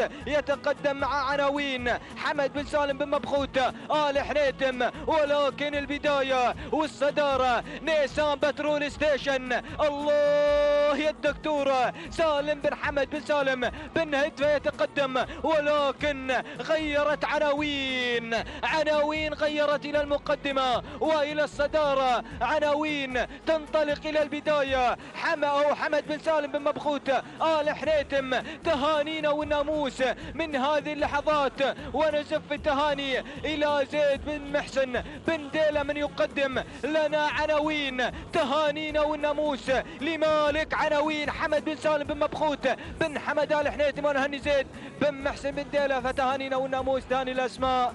وصلت أضواء جابر بن هضباء بن حمد بن سعيد الفسل وثالث المراكز. وصلت قند بالشعار جابر بن جاسم بن ربيع بن عيسى الكواري. ورابع المراكز الدكتورة سالم بن حمد بن سالم بن هدفة. خامس المراكز وصلت الدوحة جابر بن علي بن سالم الجربوعي. مشاهدينا ومتابعينا الأعزاء، هكذا هي النتيجة للخمس المراكز المتقدمة. تهانينا والناموس لمالك عناوين. التوقيت الزمني لوحة وصولها إلى خط نهاية 5 دقائق 55 ثانية و4 أجزاء من الثانية. تهانينا والناموس لحمد بن سالم بن مبخوت بن حمد آل حنيتم على هذا الفوز وعلى هذا الانتصار. ثانيا وصلت أضواء. التوقيت الزمني 5 دقائق 57 ثانية و4 أجزاء من الثانية. تهانينا والناموس لجابر بن هضبان بن حمد بن سعيد الفسل وثالث المراكز. وصلت قند. التوقيت الزمني 6 دقائق بدون أي ثواني وجزء واحد من الثانية. تهانينا والناموس الجابر بن جاسم بن ربيعة بن عيسى الكواري. فتهانينا والناموس للجميع.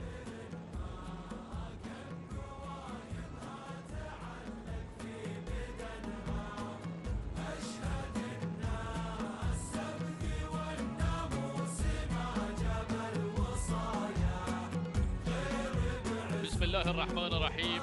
بسم الله وعلى بركة الله. مشاهدينا الأعزاء متابعينا في كل مكان، لا زالت أشواطنا مستمرة في هذه الأمسية المميزة على ميدان التحدي ميدان الشحانية لسباقات الهجن ضمن انطلاقة هذا المهرجان السنوي الكبير، مهرجان سيفي أمير البلاد المفدى حفظه الله ورعاه. إذا مشاهدينا الأعزاء ننوه على الأخوة الفائزين في أشواط الرموز أن التتويج سيكون بعون الله وتوفيقه بعد شوط الختام.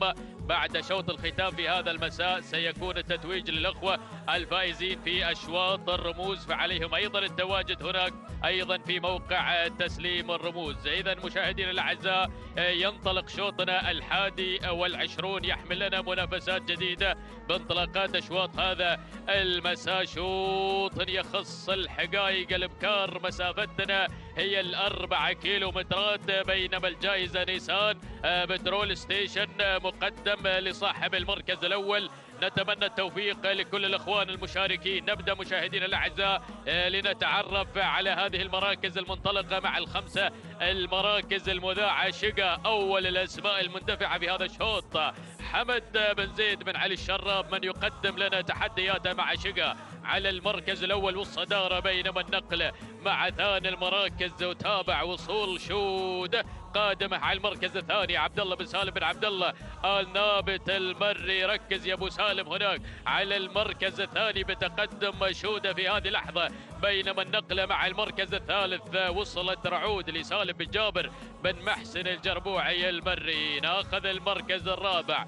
في المركز الرابع وصلت سلطة لخالد بن سعيد بن خالد الشهواني قادم مع سلطة على المركز الرابع، بينما في خامس المركز الخامس وتابع وصول من رعود في هذه اللحظات حمد بن محمد بن علي الجرحب من يقدم لنا رعود على المركز الخامس. هذه النتيجة لل5 المراكز المتقدمة، هذه نتيجتنا لل5 المراكز المتقدمة في أول ندى في مسار وتحدي هذا الشوط. ولا زالت المسيرة تسير والأسماء قادمة والسرعة تزيد والأمتار تتناقص والإثارة على أرضية ميدان التحدي حاضرة في هذا المساء بانطلاقات أشواط الحقائق. ما شاء الله عودة إلى مقدمة الشوط.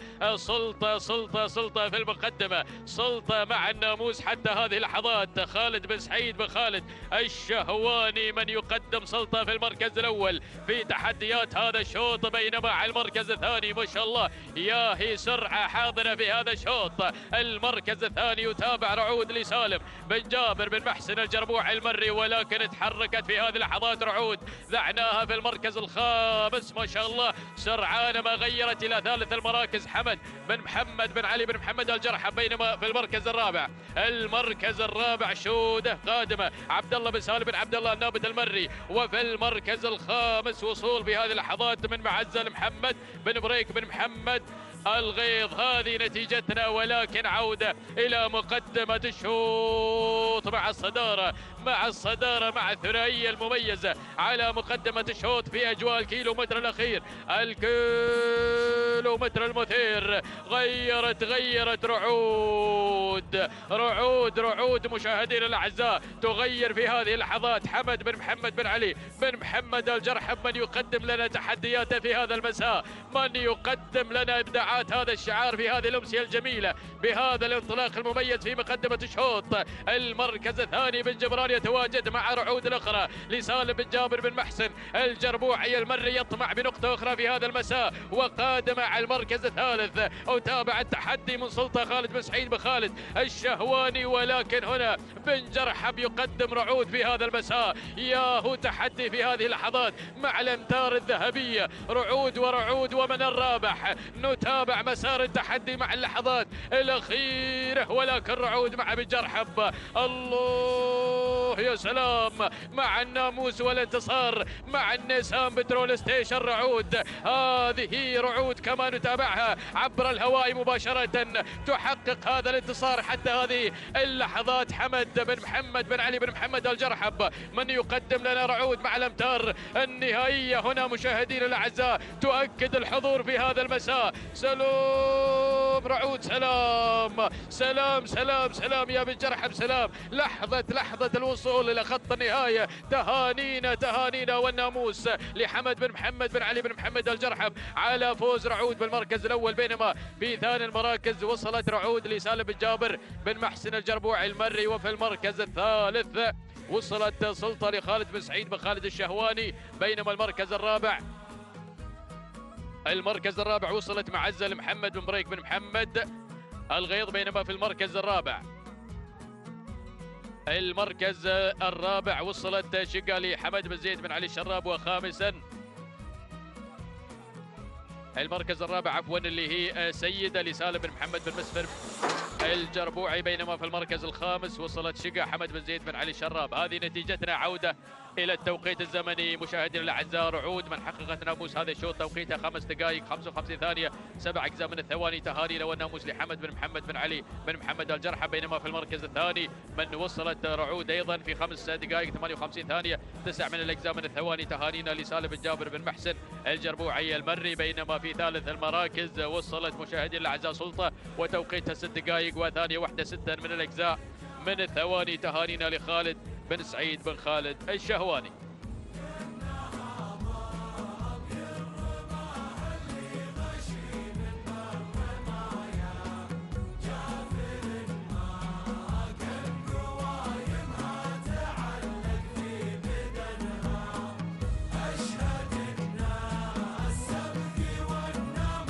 بسم الله الرحمن الرحيم. التواصل مستمر مشاهدينا متابعينا الكرام، وانطلاقاتنا مستمرة، ولكن وصلنا إلى شوط الختام في هذه الفترة المسائية المتميزة التي حملت لنا أيضا التنافس الكبير والندية في هذا المساء المميز الذي يحمل لنا أيضا هذه الرموز ويحمل الجوائز العينية القيمة. مشاهدينا الكرام، تنوير الأخوة الفائزين برموز هذا المساء. تواجد بعد نهاية هذا الشوط هناك عند مقر التتويج. إذا مشاهدينا الكرام نسير مع هذا الشوط، نسير مع هذه الأسماء المشاركة والمنطلقة في هذا الانطلاق والمسار المتميز مباشرة مع الصدارة مع المركز الأول، أول الأسماء الحاضرة والمنطلقة في مسار وتحديات هذا الشوط.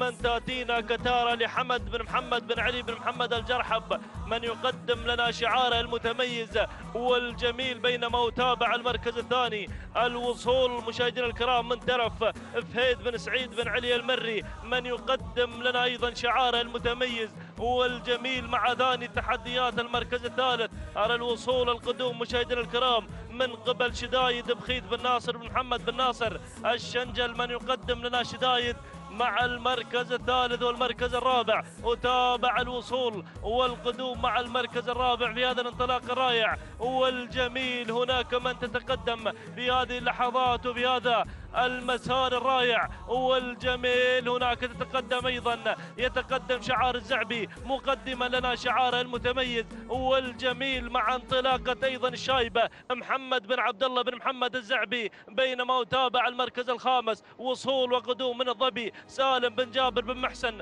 الجربوعي، يصل شعار بن جبران مقدما لنا تحديات أيضا مع المركز الخامس.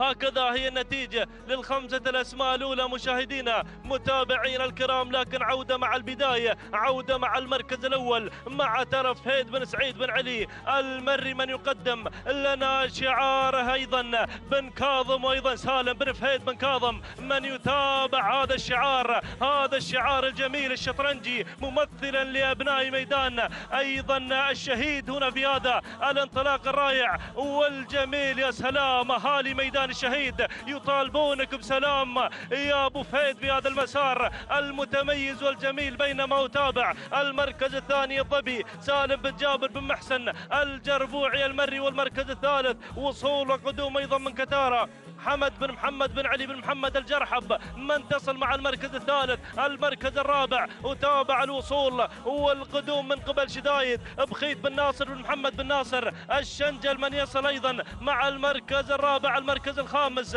وصولنا يصل شعار البخيت مقدما لنا تحديات المثيرة مع انطلاقة مغيرة سالم بن عبد الله بن سعيد بن محمد البخيت، يصل في هذا المسار ايضا في هذا الانطلاق الرائع والجميل. لكن عودة مع البداية، عودة مع المركز الأول مع الصدارة. يا سلام، ترف مع البداية، ترف مع المركز الأول فهيد بن سعيد بن علي المري شعار بن كاظم، من يقدم لنا تحدياته الرائعة والجميلة مع البداية. بينما المركز الثاني وتابع الظبي سالم بن جابر بن محسن الجربوعي المري، يصل بن جبران ويصل البخيت والشنج القادم وبن جرحب في هذا المسار. الله يا سلام، وتابع الصدارة اللي غيرت موازين الشوط في هذا المسار. تابع هذا الأداء المتميز الظبي سالم بن جابر بن محسن بن جبران، يغير نحو الصدارة، يغير نحو المركز الأول والشنج القادم مع انطلاقة شدايد وأيضا المركز الثالث. وتابع البخيت قادم بتحدياته مع مغيرة سالم بن عبد الله بن سعيد بن محمد البخيت. لكن شوف الوصول، شوف اللي دخلت في هذا المسار. وصلت سراجيف، أول نداء لسراجيف هنا حمد بن حسام بن راشد بن عبد الله الزعبي، يصل مقدما شعاره، يصل مقدما لنا هذا الأداء المتميز والجميل قادمة من الصفوف الخلفية. لكن ارصد الوصول أيضا اسم جديد يصل في هذا المسار. ووصلت مذيار صالح بن راشد بن صالح الدعبة، يصل في هذا المسار. وأيضا شعار المغامر يصل مع انطلاقة نباه سعيد بن بطي بن محمد، يصل أيضا الزعبي. لكن البداية الله يا سلام، سراجيف مع شوط الختام والسيارة النيسان بترول. مشكور يا أبو راشد سعيد بن راشد الزعبي على هذا الأداء. سلام على هذا الأداء المميز، سلام سراجيف، سلام على هذا الأداء، واسعد الله مساك على هذا الفوز وهذا الانتصار. تهانينا والناموس المركز الثاني. ووصلت مشاهدينا الكرام مذيار لصالح بن راشد بن صالح الدعبة المري المركز الثالث. ووصلت مع المركز الثالث نبال سعيد بن بطي بن محمد الحسن المري المركز الرابع. وصلت مع المركز الرابع الشايب محمد بن عبد الله بن محمد الزعبي والمركز الخامس. كان الوصول القدوم من مغيرة لسالم بن عبد الله بن سعيد بن محمد البخيت. هكذا مشاهدينا الكرام متابعينا الافاضل تابعنا هذا الشوط ولكن الزعبي كان حاضرا مع الموعد ليختطف شوط الختام، والسيارة نيسان بترول ستيشن. تهانينا والناموس على هذا الفوز وهذا الانتصار. سراجيف كانت حاضرة مع الموعد مع شوط الختام. من فاجأتنا في الكيلومتر الأخير تهانينا والناموس 5 دقائق 55 ثانية 6 أجزاء من الثاني. تهانينا والناموس لحمد بن حزام بن راشد بن عبد الله الزعبي، والتهاني لسعيد بن راشد الزعبي من قدمها لنا في هذا المساء. المركز الثاني وصلت مذيار وتوقيتها الزمني 5 دقائق 57 ثانية 6 أجزاء من الثانية. تهانينا والناموس لصالح بن راشد بن صالح الدعبة النابت. المركز الثالث وصلت مشاهدينا الكرام نباه أيضا توقيت الزمني 5 دقائق 59 ثانية جزئين من الثانية. تهانينا والناموس إلى المغامر سعيد بن بطيء بن محمد الحسنة المري على هذا الفوز وهذا الانتصار. هكذا مشاهدينا الكرام متابعينا الافاضل وصلنا الى ختام هذه الامسيه التراثيه الجميله التي حملت لنا ايضا هذه الاشواط المميزه وهذه الرموز والجوائز العينيه القيمه ضمن هذا المهرجان السنوي الكبير، مهرجان سيف امير البلاد المفدى، يحفظه الله تعالى من كل سوء ومكروه يا رب العالمين.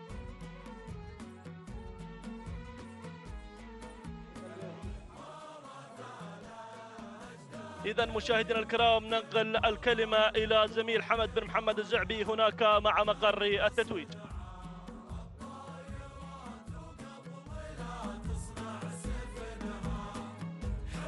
بسم الله الرحمن الرحيم. حضورنا الكريم مشاهدينا الأفاضل في كل مكان، نصل وإياكم إلى ثاني أيام هذا المهرجان، مهرجان سيدي حضرة صاحب السمو الشيخ تميم بن حمد بن خليفة الثاني أمير البلاد المفدى حفظه الله ورعاه. ثاني أيام هذا المهرجان خصص لسن الحقائق. الفترة الصباحية كانت مع الأشواط النقدية، والفترة المسائية أيضا تواجدت فيها رموز هذه الأشواط المفتوحة لهذا السن ولهذه الفئة. نبدأ حضورنا الكريم مع الشلفة الفضية للحقائق البكار للشوط المفتوح في هذا المساء الذي ذهبت من نصيب رموز لمحمد بن فاران بن عتيق البريدي. يستاهل فاران بن عتيق ومحمد بن فاران وأيضا التويجر يستاهلون هذا الناموس والشلفة الفضية للحقائق البكار للشوط المفتوح مع رموز. تهانينا والناموس يتسلمون هذا الرمز من نائب رئيس اللجنة المنظمة لسباقات الهجن سعادة عبد الله بن محمد الكواري. يستاهل، ألف مبروك. يستاهلون هذا الناموس. صور تذكارية تجمعهم بنائب رئيس اللجنة المنظمة لسباقات الهجن. هذا الرمز الغالي هو من أقلى هذه الرموز في هذا المساء المخصص لهذه الفئة ولهذا السن، سن الحقائق. ألف مبروك. التويجر يرفع الرمز عاليا. نهني جميع الفاران على هذا الفوز ونبارك لهم على هذا الإنجاز وإنجاز رموز بهذا الرمز في هذا المساء. ألف مبروك. حضورنا الكريم ننتقل إلى رمزنا الثاني في هذا المساء وهو الخنجر الفضي للحقائق القعدان للشوط المفتوح التي ذهبت من نصيب جويزيان لخالد بن سعيد بن يحيى من المملكة العربية السعودية. يستاهلون شقائنا في المملكة على هذا الناموس. جويزيان هو صاحب الكلمة وهو صاحب هذه الخنجر للشوط المفتوح للحقائق القعدان. نهنيه ونتقدم لهم بالتهنئة الأشقاء في المملكة بهذا الناموس وهذا الرمز في هذا المهرجان الغالي. ألف مبروك. يستاهلون صور تذكارية تجمعهم بنائب رئيس اللجنة المنظمة لسباقات الهجن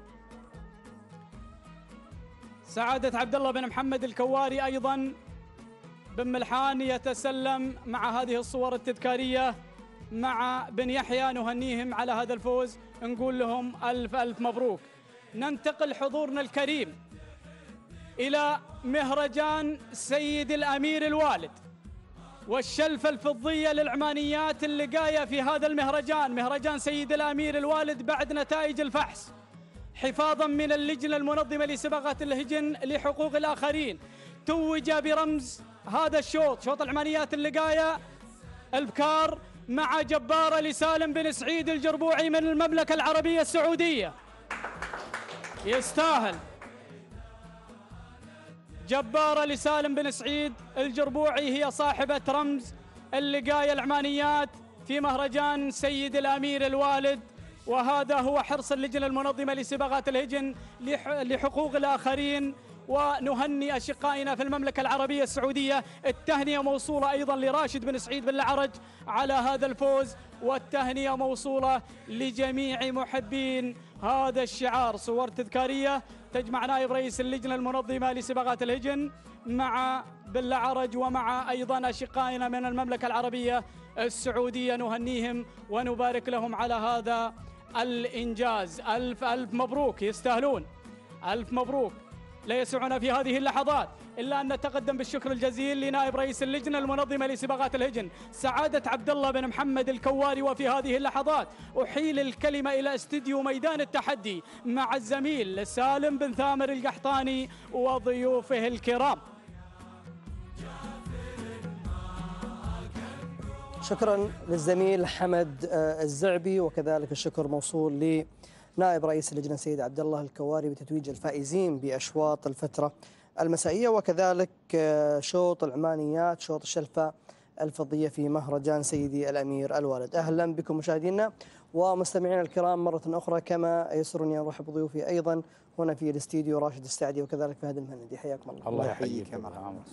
إذا مشاهدينا الكرام تابعنا انطلاقة أشواط الفترة المسائية، وبالأخص أشواط الرموز الشلفة الفضية وكذلك الخنجر الفضي. الشلفة الفضية التي ذهبت مع رموز ومع مالك رموز محمد بن فاران بن عتيق البريدي المري، حصلت على هذا الرمز بالرغم من وجود أسماء رشحت لانتزاع الشلفة الفضية، ولكن كانت رموز على الموعد